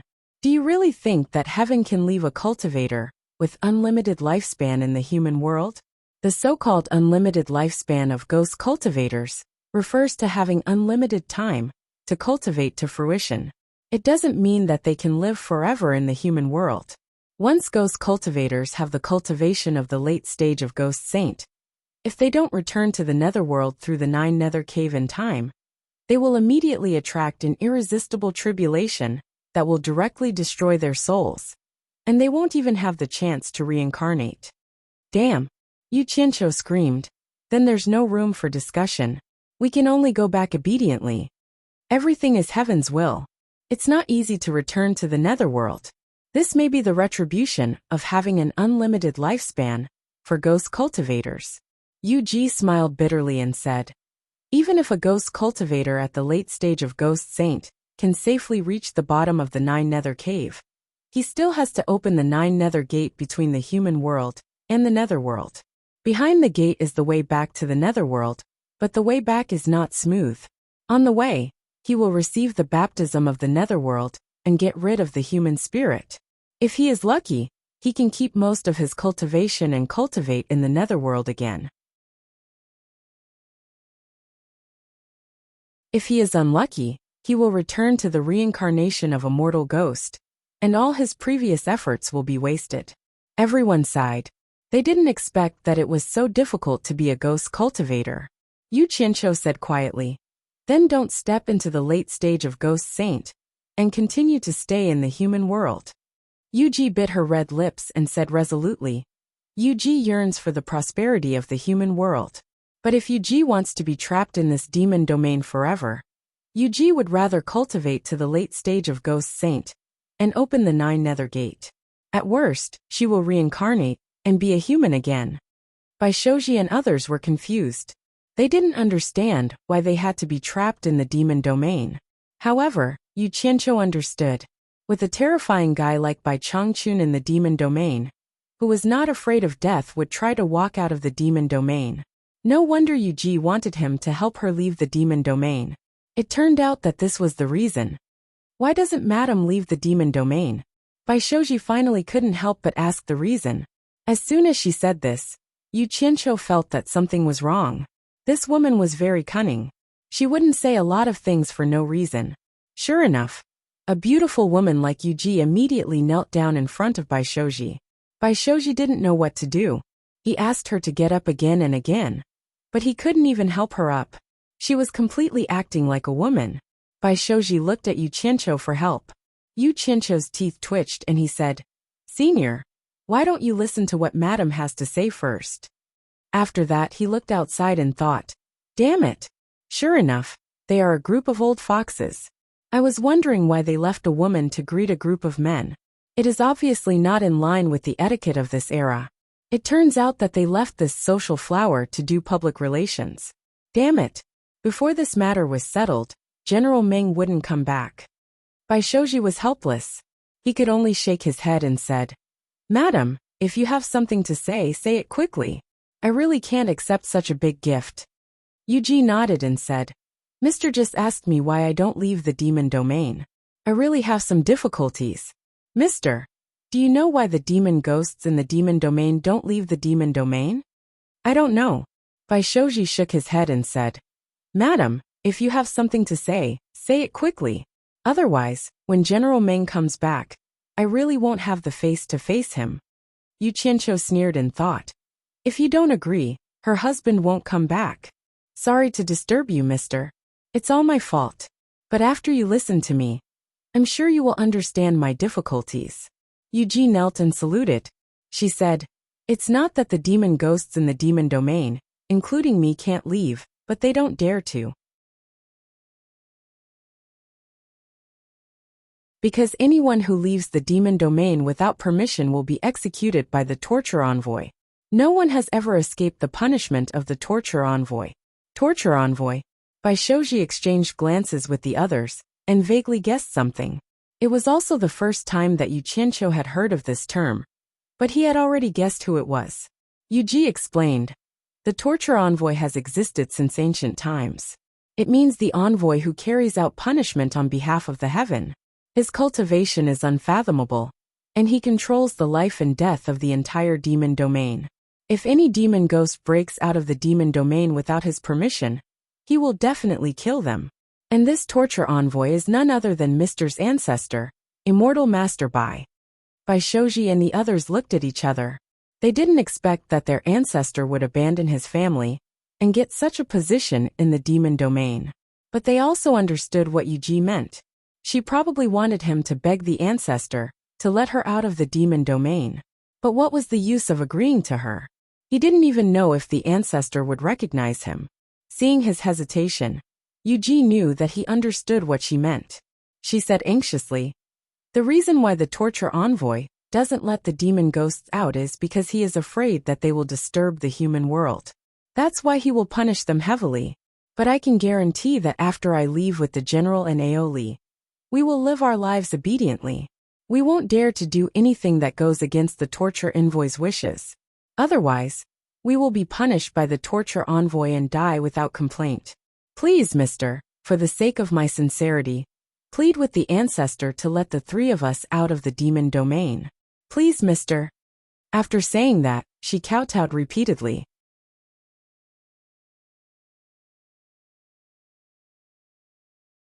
Chapter 268. This time, Bai Shoji was really in a difficult position. It was not that he did not want to agree, but he did not know what the ancestor's attitude towards him was. However, Yuji kept kowtowing, looking as if she would not stop until he agreed. There was no other way. Bai Shoji gritted his teeth and said, "I agree. Madam, please get up." Releasing three at once. Yu Qianqiu raised his eyebrows but did not say anything. It was none of his business anyway. Yuji kowtowed 3 times in a row and stood up with a face full of surprise. "Thank you, mister. Thank you, mister." "Madam, don't thank me yet. To be honest, although I promise madam, I do not have the confidence to make the ancestor agree. I can only try. As for whether I will succeed or not, I cannot guarantee, Baishoji said helplessly. I understand. As long as Mr. is willing to say it, regardless of whether it succeeds or not, I, the general, and Aoli will be forever grateful, Yuji said indifferently. Since it was like this, Baishoji had nothing else to say. He looked at Yuchencho with Wusihai, and the other two. Yuchencho smiled at them. That old thing by Changchun was too scary. Before seeing him and understanding him, it was better not to express his opinion. Usually, this kind of old thing had lived for too long, and was even more monstrous than a monster. Who knew what kind of eccentric character he would have? He was not related to him like Baishoji and the others, so it was better not to get involved in this matter. He had made up his mind to listen and watch more, and try not to say anything to avoid getting into trouble. Yu Qianqiu raised his wine cup to the fore and smiled. Drink. Yes, please drink to your heart's content. I will pour the wine. Yu Ji, who was in a good mood, smiled like a peach and urged them to drink. After a while, Meng Yan and Aoli came together and bowed to Baishoji. Mister, everything is ready. We can set off at any time. General, let me tell you a piece of great news. Yu Ji raised her wine glass and brought it over. She told the two kings what Baishoji had promised her. Meng Yan and Aoli glanced at each other, their faces filled with indescribable joy. Then, the two kings bowed to Baishoji. Meng Yan was pleasantly surprised. Regardless of whether this matter succeeds or not, the three of us will never forget Mister's great kindness. As the two sides exchanged pleasantries, Yu Qianqiu drank his wine. In any case, he had a feeling that this matter would not succeed so easily. There might even be danger. Who cares? I'll just run away first. Yu Qianqiu, do you think we can move now? Baishoji asked. From what he knew, Yu Qianqiu was more familiar with this place than they were, and he also had a mysterious background. There was no harm in asking for more advice. Haha, I'm fine with anything. Yu Qianqiu raised his glass and said, in any case, I'm just here to join in the fun. Don't leave me behind. Wu Sihai, who knew him better, frowned. From what he knew, this brat would cause trouble wherever he went. When had he ever been so obedient? Baishoji turned to Meng Yan and asked, General, why don't we set off now? All right. Meng Yan clapped his hands and smiled. As you wish, mister. Let's go now. Everyone stood up, and Yu Qianqiu seized the time to drink 2 more cups of wine. He also swept a few jars of unopened wine to the side into his storage bag.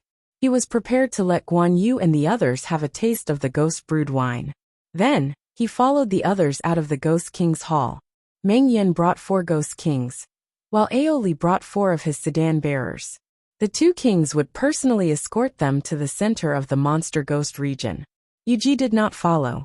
Considering the difference in cultivation between Yu Qianqiu and the others, he would definitely not be able to keep up with the others. In order to take care of him, the group of 15 finally sat on Jing Feihong's flying instrument. After that, the flying shuttle flew quickly toward the center of the monster ghost region. Ghost General Meng Yan and Demon King Aoli stood side by side at the head of the flying shuttle. With the 2 of them standing in front, all the demons and ghosts along the way retreated. No one dared to cause trouble. Everyone was excited to see Bai Changchun. Only Yu Qianqiu sat quietly in the corner at the back sleeping. Wu Sihai looked back at him from time to time. After sleeping for a long time, Yu Qianqiu was suddenly awakened by the sound of fighting. He got up and asked for the reason.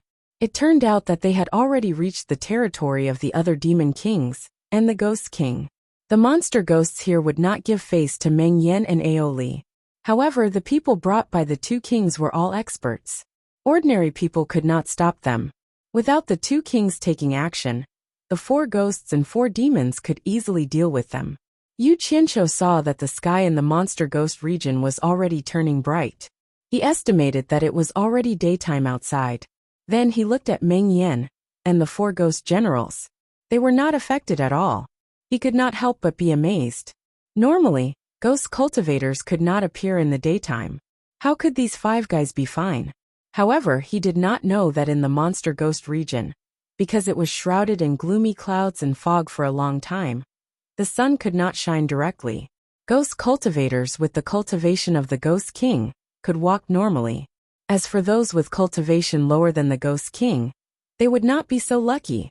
In addition, in the case of direct sunlight, even the Ghost Sage could not do it. This was the power of the law of heaven and earth. Under the law, everything obeyed. After a good sleep, he could not sleep even if he wanted to, so he leaned on the side of the boat and enjoyed the scenery of the monster ghost region. Along the way, the noise became louder and louder. Meng Yin and Aoli were confident and not afraid at all. Finally, they attracted the Demon King and the Ghost King, who were in charge of this place. Perhaps Meng Yin and Bai Shoji had discussed it. When the Demon King and the Ghost King arrived, Bai Shoji's Bai Changchun scroll was unfolded. Coupled with Meng Yan's explanation of the situation, the Demon King and the Ghost King did not dare to block their way. Not only did they not dare to block their way, but they also personally sent the shuttle out of their own territory. It was like this along the way. Yu Qianqiu watched coldly from the side and did not say anything. He slept at night and enjoyed the scenery during the day. Anyway, he did not need to fight. When he woke up on the third night, Meng Yan suddenly summoned everyone and said excitedly, "In front of us is a flat lake that covers 1,000 miles. In the center of the lake is an island called Obedient Island. Celestial Master lives on this island." Hearing this, everyone became excited, but they were more anxious. Yu Qianqiu was the same. He craned his neck to look. About an hour later, a large patch of blue sky appeared in the distant gloomy sky. It was bright, and abundant sunlight shone down from the sky, forming a golden pillar of light. After another half an hour, everyone saw a large mirror under the sun. It should be the 1,000 miles of flat lake that Meng Yan had mentioned. Looking from afar, everyone discovered a strange thing. The sky above the lake was not shrouded in gloomy clouds and mist like the sky in other places of the demon ghost territory. There was not even a cloud or mist. The blue sky was symmetrical to the azure lake, and they seemed to be of the same size. The lake was sparkling, which was particularly special in the demon ghost territory. Not long after, the shuttle stopped not far from the lake. Meng Yan turned around and apologized to everyone. "I am a ghost cultivator and do not dare to be exposed to the sun. I can only send you here." He pointed to the lake in the distance and said to Bai Shoji, "Fly straight to the center of the lake, and you will see an island. On the island is the residence of your ancestor.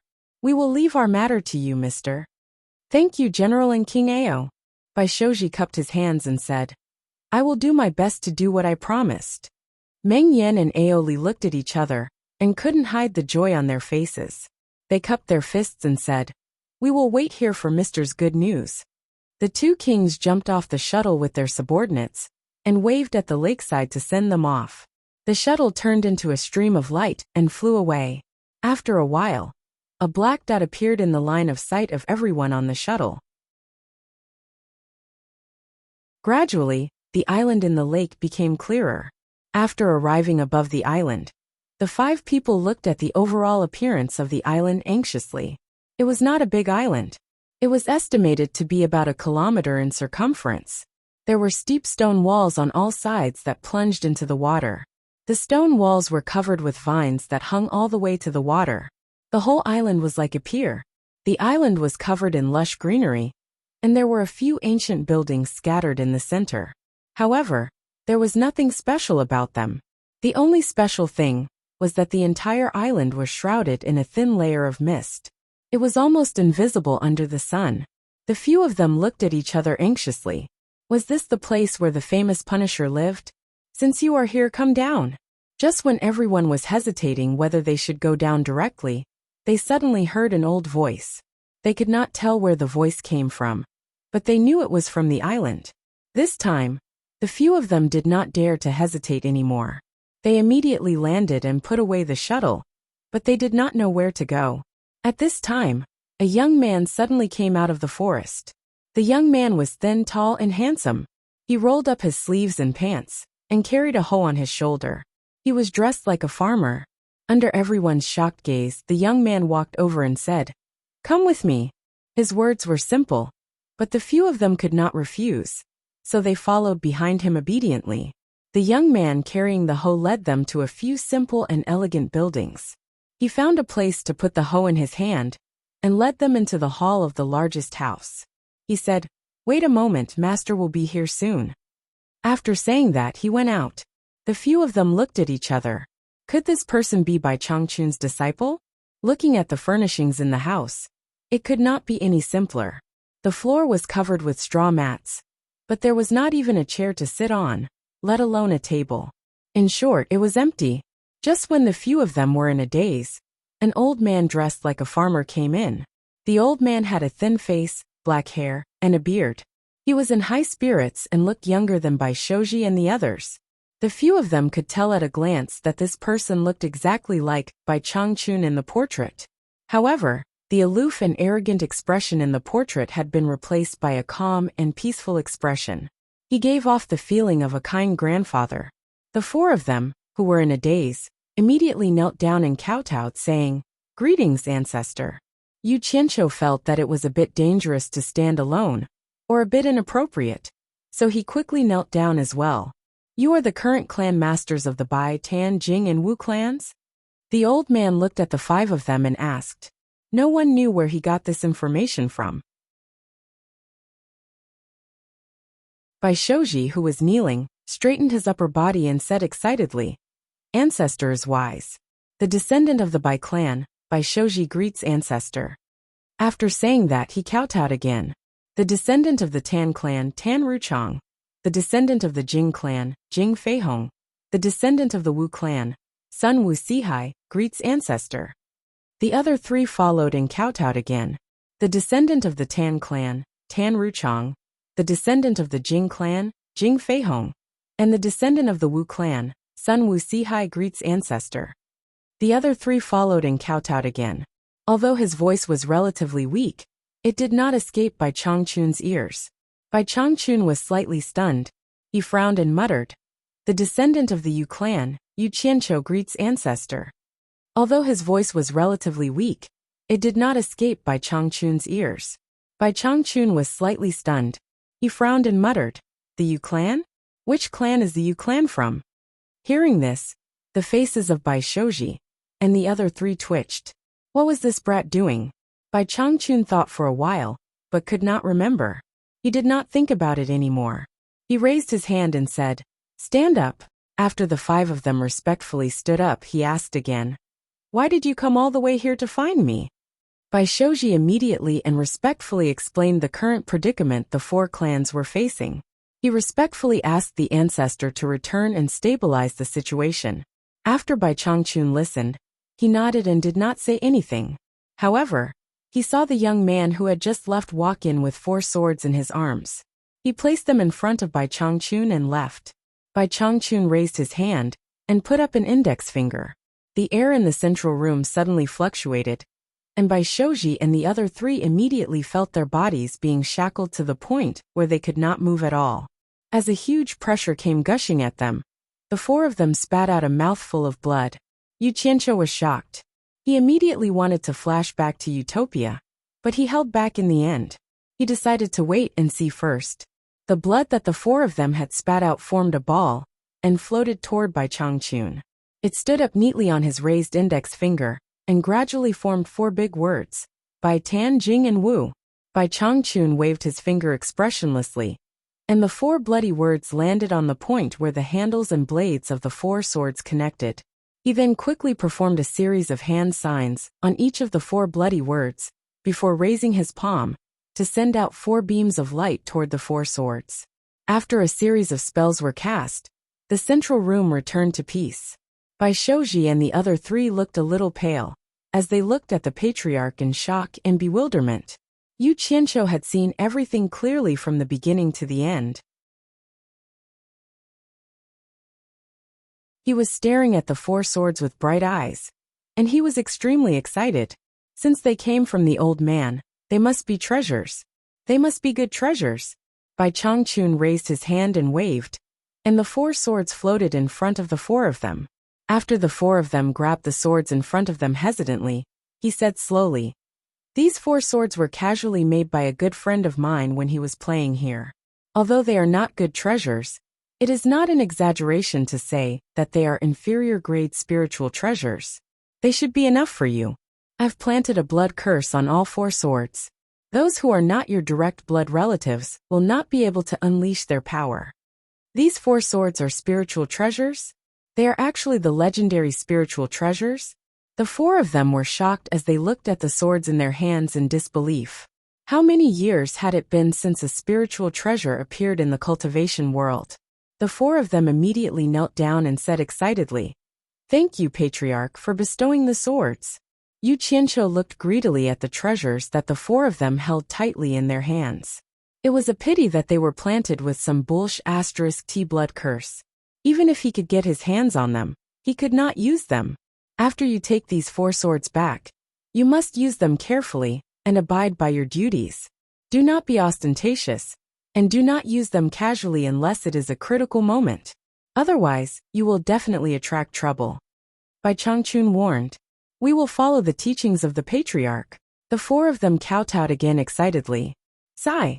Bai Changchun looked at the 4 of them, and suddenly sighed. There is no eternal family clan in this world. This is the only thing I can do. You know yourselves well. All right, go back. No matter what happens in the future, do not look for me again. Otherwise I will not let you off easily. Patriarch. The 4 of them exclaimed in disbelief. Bai Changchun frowned, waved his hand and shouted, "Go! Don't make me say any more." The 4 of them hesitated for a while. They had just arrived and they had to leave? They were a little unwilling. After being shouted at by Changchun again, they finally understood that the situation could not be reversed. With tears streaming down their faces, they kowtowed and said, "Farewell, Patriarch. Take care, Patriarch." After saying that, they stood up and slowly retreated out of the hall. Yu Qianqiu followed behind the 4 of them. He muttered in his heart, "Damn it! You 4 old things should not know what's good for you. Every time you come, you get a numinous treasure. If anything happens in the future, I will be unlucky." I have already called Patriarch, knelt and kowtowed. In the end, I had to accompany you all for nothing. I did not even get any reward. Sigh. Who asked me to not have a good ancestor? Just as the few of them reached the door, Bai Shouji suddenly remembered what he had promised Meng Yan. He immediately turned around and took a few steps forward.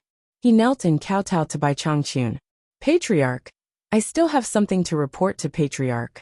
The few people at the door also stopped and turned around to look at him. Bai Changchun frowned and said, "What else do you have to say? Say it quickly and go back immediately." Bai Shouji was an old man, but he knelt there with a childlike expression. He said embarrassedly, "It was all thanks to the help of the ghost General Meng Yan and his wife, and the demon King Aoli, that I was able to see Patriarch safely. Before coming here, I promised the 3 of them to ask Patriarch for a favor." The 3 of them asked you to beg me to let them leave the ghost region? Bai Changchun interrupted coldly. Yes. Bai Shouji lowered his head in a low voice. Bai Changchun said expressionlessly, Meng Yan and Aoli left their posts without permission. I have already executed them. You don't have to worry about them. You can leave now. Ah. The few of them could not help but scream. Meng Yan and Aoli were actually dead. How long had it been? They could still remember the scene of the 2 of them waving goodbye by the lake.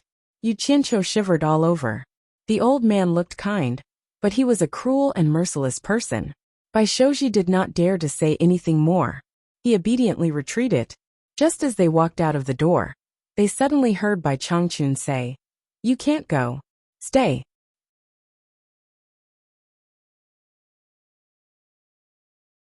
Chapter 269. They turned around at the same time, but Yu Qianqiu's heart was pounding. He pretended that he did not hear anything, and continued to walk forward. After a few steps out of the house, Bai Changchun's voice came again. "If you dare to walk again, I'll remove both your legs." Yu Qianqiu shuddered and immediately stopped. He turned around and smiled awkwardly. "Is the great ancestor calling me?" Bai Changchun ignored him and said to Bai Shouji and the other 3 in a deep voice, "You guys go, he stays." The 4 of them looked at Yu Qianqiu. They did not know why the great ancestor wanted him to stay. Although they were hesitant, they did not dare to dawdle and quickly left. When they passed by Yu Qianqiu, They shook their heads apologetically. They could only blame the great ancestor for being too powerful. No matter how good their relationship with Yu Qianqiu was, they did not dare to speak up for him. Wu Sihai even gave him an expression that said, "Good luck." The flying shuttle carried the four of them into the sky and quickly left. Below, Yu Qianqiu's eyes were reluctant to leave. He only turned around when the flying shuttle could no longer be seen in the sky. Bai Changchun's eyes wandered around his body and said with slight doubt, "That's strange. I can't see through your cultivation base. What's the reason?"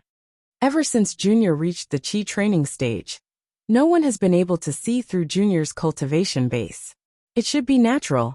After Yu Qianqiu said that, he was suddenly stunned. He said in shock, "Senior, don't tell me that you want me to stay because you can't see through Junior's cultivation base? Natural? There's such a physique? I've never heard of it." Bai Changchun frowned and did not answer the latter question. Yu Qianqiu, who was standing opposite, immediately felt a divine sense that felt like it was solid, checking his body inside and out. It was as if there was a pair of hands touching his body. It made him uncomfortable, but he did not dare to resist. After the inspection, Bai Changchun shook his head and said, "I thought there was some kind of smokescreen that could fool this old man, but it seems like it's really natural." After saying that, he waved his hand at Yu Qianqiu and said, "There's nothing else, you can leave too." Ugh! Yu Qianqiu's face twitched. In his heart, he cursed Bai Changchun's 18 generations of ancestors. Just because of this, he made me stay, and now he's telling me to get lost. Isn't he too arrogant? You should at least give me some mental comfort. Unfortunately, the other party was too powerful, so he didn't dare to voice his anger. Yu Qianqiu gritted his teeth and bowed. "Senior, please understand. With my cultivation, it's really difficult for me to leave the demon domain alone. I wonder if Senior can. What does your cultivation have to do with me?" Bai Changchun's peaceful appearance hit a cold heart. He glanced at Yu Qianqiu and said coldly, "I didn't invite you here. How to leave the demon domain is your own business. If you continue to be long-winded, you can stay here forever." After saying that, he turned around and went inside. Yu Qianqiu wanted to say something but stopped. Previously, he wanted to ask if Xiao Chun had any spiritual treasures or something like that. If he did, he could give Xiao Chun one to protect himself, so that he could leave the demon domain safely. However, Xiao Chun didn't even give him a chance to finish speaking. Instead, he threw down a threat, which made Yu Qianqiu choke. Old bastard! Yu Qianqiu could only curse in his heart. He unsheathed the sword on his back and carried him into the air. Floating in the air, Yu Qianqiu glanced down resentfully. He thought to himself, "Old bastard, if you have the guts, don't die too early. Wait for me to come back and pay me back." With a flick of his sleeve, he was about to soar into the sky. However, before he could fly far, he suddenly felt that his body couldn't move at all. Then, a powerful suction force that he couldn't resist fiercely pulled him back. Damn! Yu Qianqiu let out a strange cry. Before he could react, he was pulled back to the ground like a kite on a string. When he reacted and wanted to flash back to Utopia, there was a loud bang, and his body slammed into the ground. He immediately felt dizzy and saw stars, and his mind lost all thoughts. He lay on the ground for a long time, before he regained consciousness. All the bones in his body felt like they were broken, and he was in great pain. There was a hot liquid in his mouth and nose, making it impossible for him to breathe. He closed his eyes and held his breath, forcefully spitting out the liquid in his nose. After he could breathe again, he felt much better. He raised his hand with great difficulty to wipe the liquid flowing down his cheek. When he saw it, the back of his hand was bright red. "I'm injured." Yu Qianqiu's pupils immediately dilated. He endured the pain all over his body and clenched his teeth as he got up unsteadily. He gritted his teeth and looked for his enemy. He saw Bai Changchun looking at him at the door. Needless to say, he was the one who did it. Yu Qianqiu was hot-headed, and he immediately scolded, "Bai Changchun, you old fart. Did I ever offend you?" He stopped abruptly as he realized that the guy in front of him was a super powerful person who could take his life at any time. He did not dare to say anything and immediately locked his divine sense on Jinzhu, ready to fight at any moment.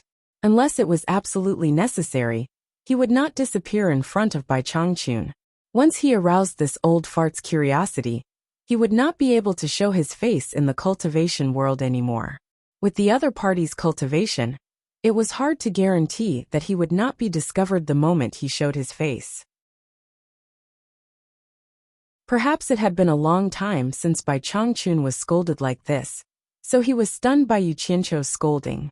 After a slight fluctuation in his expression, he calmed down again and said emotionlessly, "I happen to be lacking a farmer here. You don't have to leave. Just stay here and grow vegetables." "Grow vegetables?" Yu Qianqiu asked shyly, thinking that he had heard wrong. Seeing that Bai Changchun did not answer, and went back into the house, his worried heart immediately relaxed. He was speechless for a while. He dragged his injured body and looked around, not knowing where to go. He felt like he had no one to turn to. At this time, the lanky young man dressed as a farmer walked in front of him and stared at Yu Qianqiu curiously. A trace of worship flashed across his face. Then he smiled and nodded. "Are you okay? I'm called He Li, come with me." Yu Qianqiu was a little confused. He did not know what was going on. His mind was a mess. Seeing that the other party was friendly, he nodded and said, "I'm okay. I'm called Yu Qianqiu." "I know." The young man called He Li smiled and turned around. He waved his hand and said, "Yu Qianqiu, come with me." Yu Qianqiu called back the flying sword on the ground and hurried a few steps. His chest churned again. He felt a sweetness in his throat. He could not hold it in and spat out a mouthful of blood. He Li walked in front and turned his head to smile. "There won't be too much of a problem. Master knows when to stop. Damn it. If you have the ability, you can try falling from such a high place." Yu Qianqiu rolled his eyes. Before leaving, he did not forget to venting his anger in the direction of Bai Changchun's room. But he did not know that Bai Changchun was frowning and muttering, "Strange. When this kid's chi revolved, why did I feel a burning aura? After looking carefully, I did not find anything." The two of them walked several hundred meters through the verdant forest. They came to a relatively flat but overgrown area. He Li pointed at the barren land, with a radius of 100 meters. He Li smiled and said, "After your injury is healed, this land will be yours to cultivate. You can build a residence here. You can cut any wood you need on the island. After the house is built, I will send you the seeds you want to plant." Yu Qianqiu asked suspiciously, "Plant vegetables?" He Li turned his head and smiled. "Yes, plant vegetables. In the future we can be companions." Yu Qianqiu stared blankly at the wasteland when he heard this. He was slightly unable to wrap his head around it, and he felt like he was dreaming. How did I end up growing vegetables here?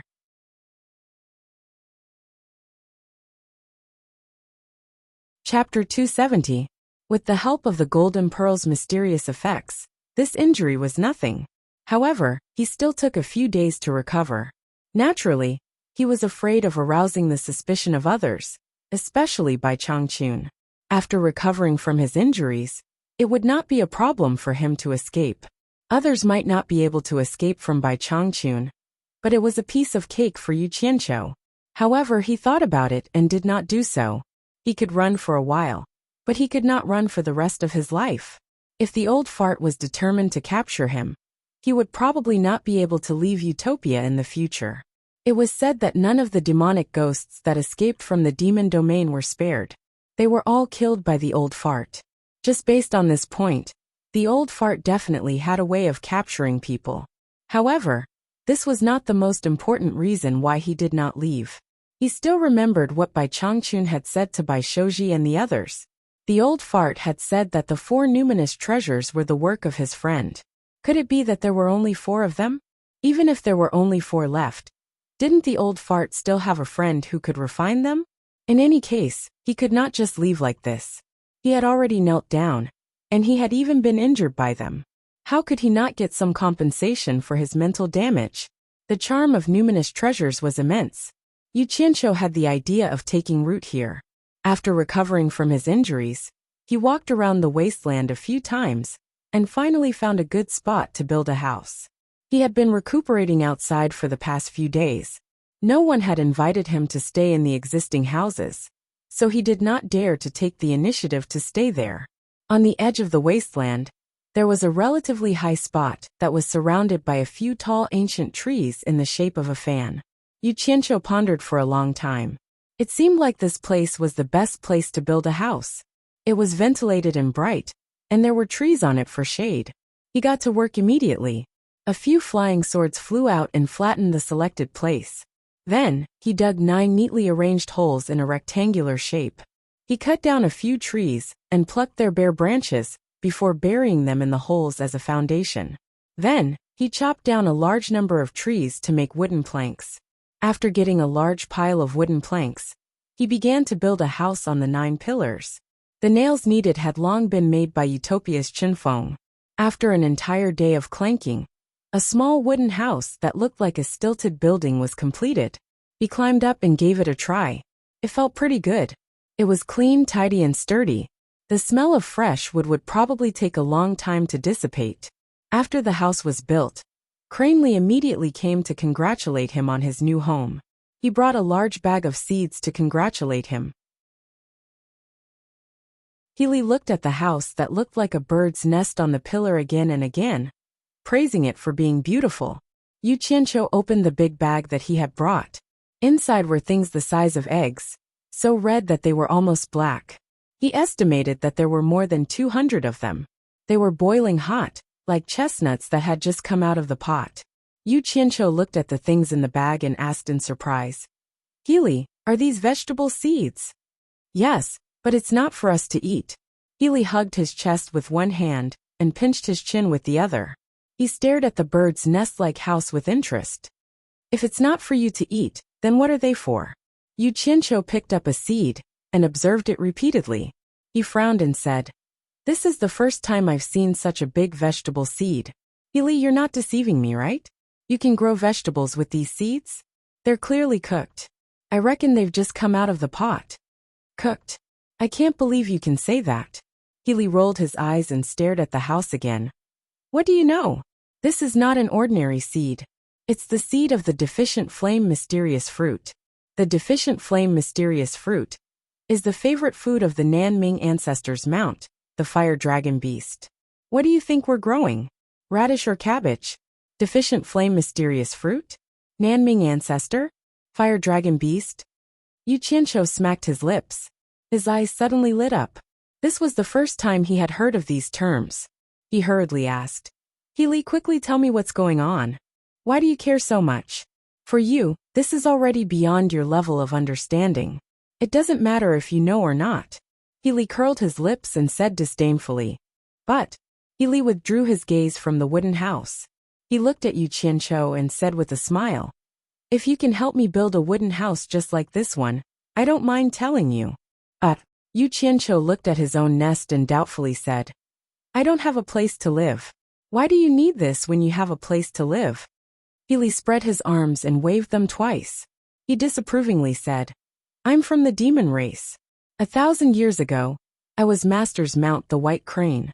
After transforming into human form, Master accepted me as a disciple.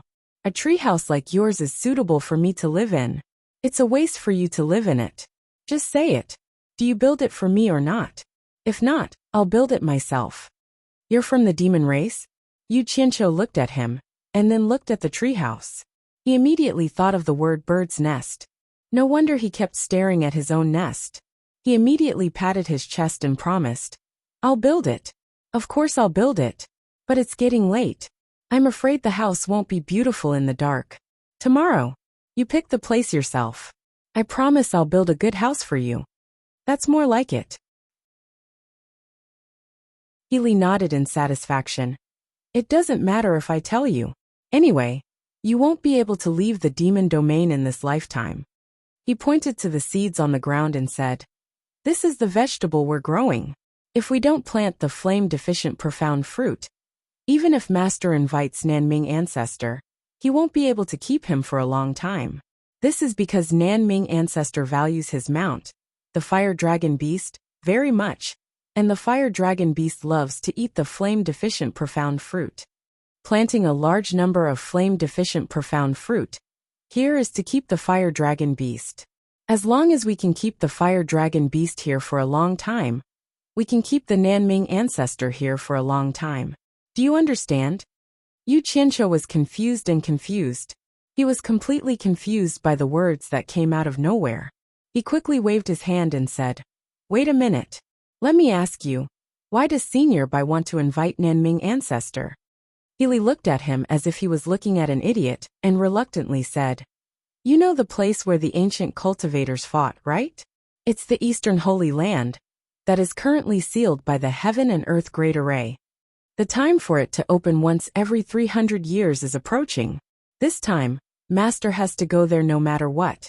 But Master lacks a suitable spiritual treasure, and Nanming Ancestor is the #1 expert in refining spiritual treasures in the cultivation world. It's said that he's the only one who can refine a high-grade spiritual treasure. Do you know what I mean now?" Yu Qianqiu's current expression was indeed a little like an idiot's. He hadn't even digested the profound fruit, the ancestor, the fire dragon, and now there was this Heaven and Earth Great Array, an Eastern Holy Land. It made him feel like he was in a dream. He swallowed his saliva and said in a daze, "Why does Senior Bai want to go to the Eastern Holy Land?" When he said this, Healy's expression immediately became gloomy. He quietly said, "Master's cultivation has already reached the late stage of soul formation, the peak of cultivation in the human world. If he breaks through again, he will ascend to the immortal world. But the method to break through to the late stage of soul formation has long been lost. It's said that the Eastern Holy Land, where the ancient cultivators fought, may still have the cultivation method left behind. Master's lifespan is coming to an end, so he can't wait for another 300 years. So this time, whether or not he can refine a high-grade spiritual treasure, no matter how dangerous it is, Master must go." "So that's how it is." Yu Qianqiu nodded. He finally understood. This was something he wouldn't have heard, even if he was in the so-called world's #1 sect, Fuxian Island.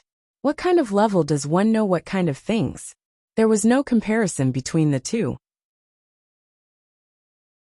Knowing such a secret, this trip to the demon region was really not in vain. Yu Qianqiu let out a breath and relaxed. He asked, "How long until the Eastern Holy Land opens?" "About 5 years." Healy let out a long sigh, then said with a solemn expression, "The deficient flame profound fruit takes about 2 years to mature. So we only have 2 chances to ask the Nanming ancestor to refine a spiritual treasure. This time, we must try our best to make the Nanming ancestor stay for more time. That way, the chances of refining a high-grade spiritual treasure will be higher."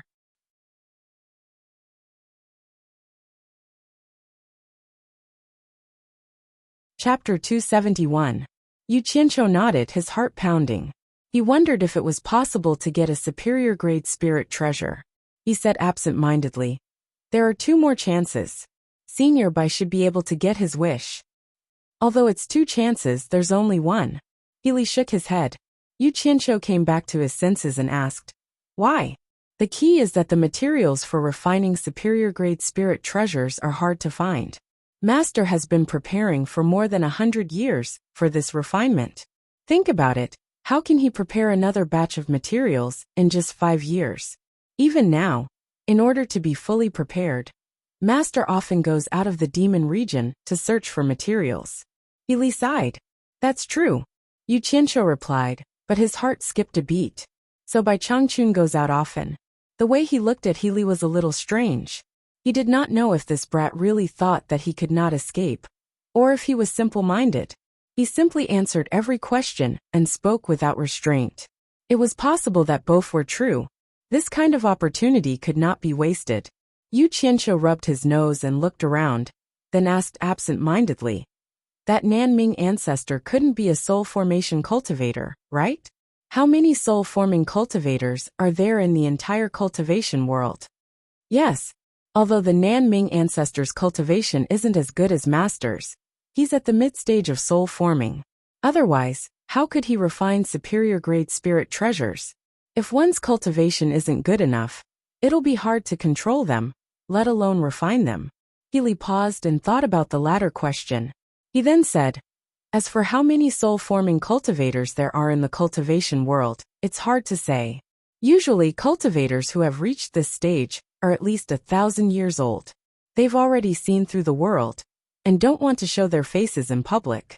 They're focused on cultivation and pursuing the path of ascension. No one knows how many there are.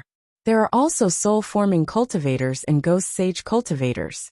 They're not like Master, who was entrusted by the previous torture envoy and is tied down by the demon region. The corner of Yu Qianqiu's mouth twitched. He thought to himself, tie my ass. Whoever makes me unhappy, I'll just kill them cleanly. Damn it. He thought so in his heart, but he still nodded in agreement on the surface. Then he asked in confusion, where did the previous torture enforcer go? Dead? I don't know.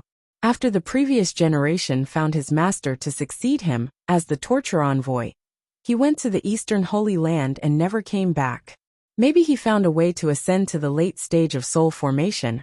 Or maybe he was trapped in the Eastern Holy Land and passed away. Cranley said, what?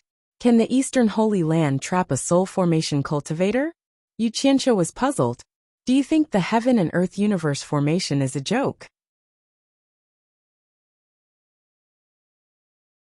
This was the #1 formation since the beginning of time.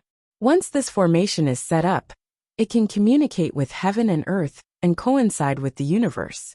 It can only be broken if the universe turns upside down. If it can block it, then it can naturally trap a soul formation cultivator. Every 300 years, the opening time is only 3 days. If someone doesn't come out in 3 days, then they can only come out after 300 years. However, I heard that it's very dangerous inside.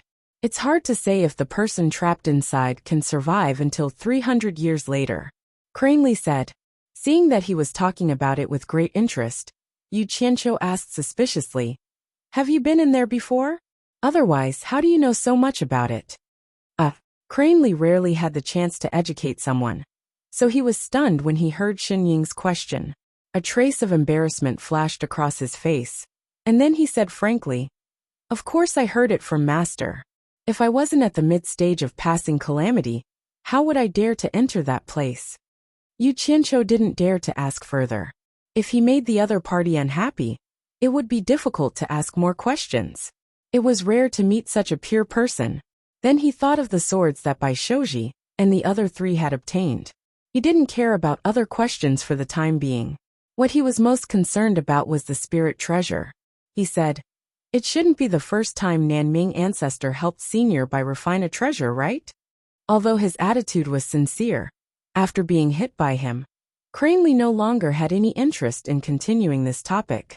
Instead, he taught Yu Qianqiu how to grow the lac flame profound fruit, making the latter extremely depressed. It was all because he couldn't keep his mouth shut. There was no other way. He could only wait for another opportunity to ask. The news that Ghost General Meng Yan and Demon King Aoli deserted their posts and were executed had quickly spread throughout the demon ghost domain. Bai Shouji and the other 3 people drove the flying shuttle unimpeded all the way.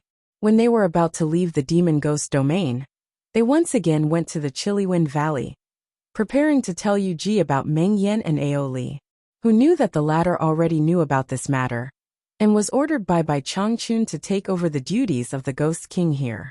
Meng Yan was dead. It would be a lie if Yu Ji said that she wasn't sad. After all, they had been together for so many years.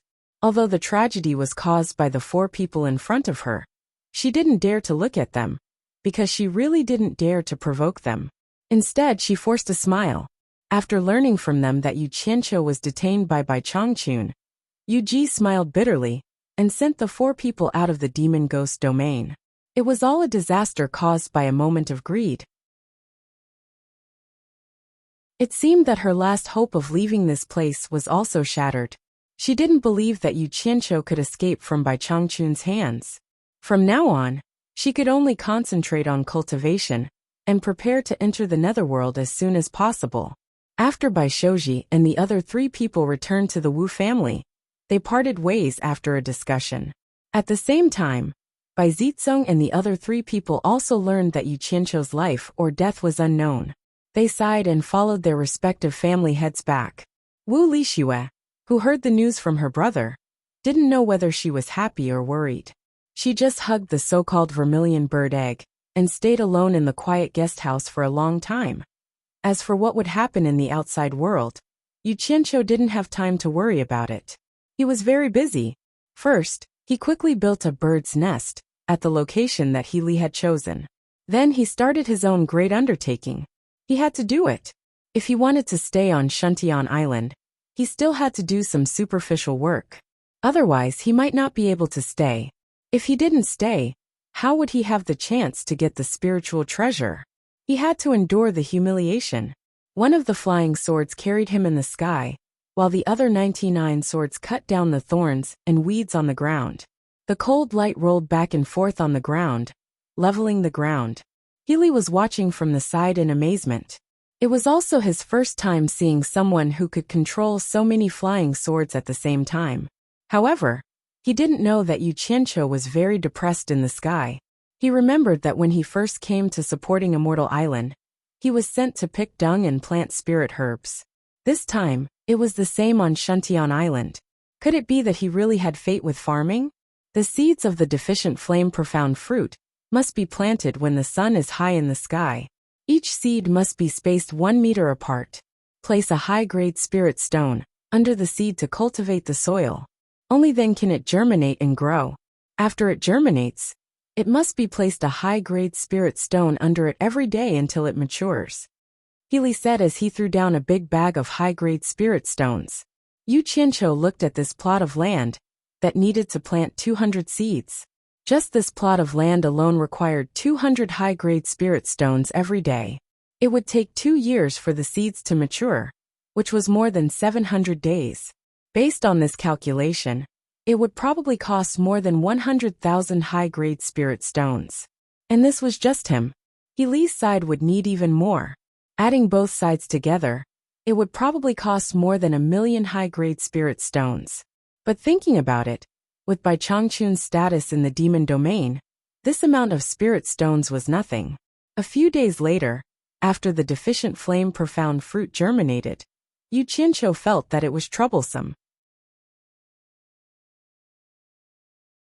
Every day, he had to put spirit stones under the trees. He also had to be careful not to damage the roots. As a result, he had to do it at least 200 times a day. He also had to remove weeds and prevent pests, which made him very depressed. He wanted to sneak away several times, but he was worried about Bai Changchun's incomparably powerful divine sense. He was afraid that if he left, Bai Changchun would find out, and he wouldn't have to come back anymore. He planned to wait and see. If he wanted to go out and come back safely, he could only wait for Bai Changchun to find the refining materials. Only then could he steal it. However, he also had to think of a way to deal with this guy, He Li. After Yu Qianqiu made up his mind, he calmed down. From time to time, he would use his divine sense to maintain contact with Utopia. From then on, every night when the stars were high in the sky, he would fly to the top of the ancient tree on the roof of the wooden house. He would take out a jade archive and calmly draw the changing paths of the stars in the east, west, north, and center. During his free time during the day, he would carefully study the mysteries within. He believed that there must be mysteries within the 5 stars. It was not as simple as a fire art of the southern stars. You're tuning in to the Journey of the Soul YouTube channel. Don't forget to subscribe and join us on this journey to catch the most captivating stories.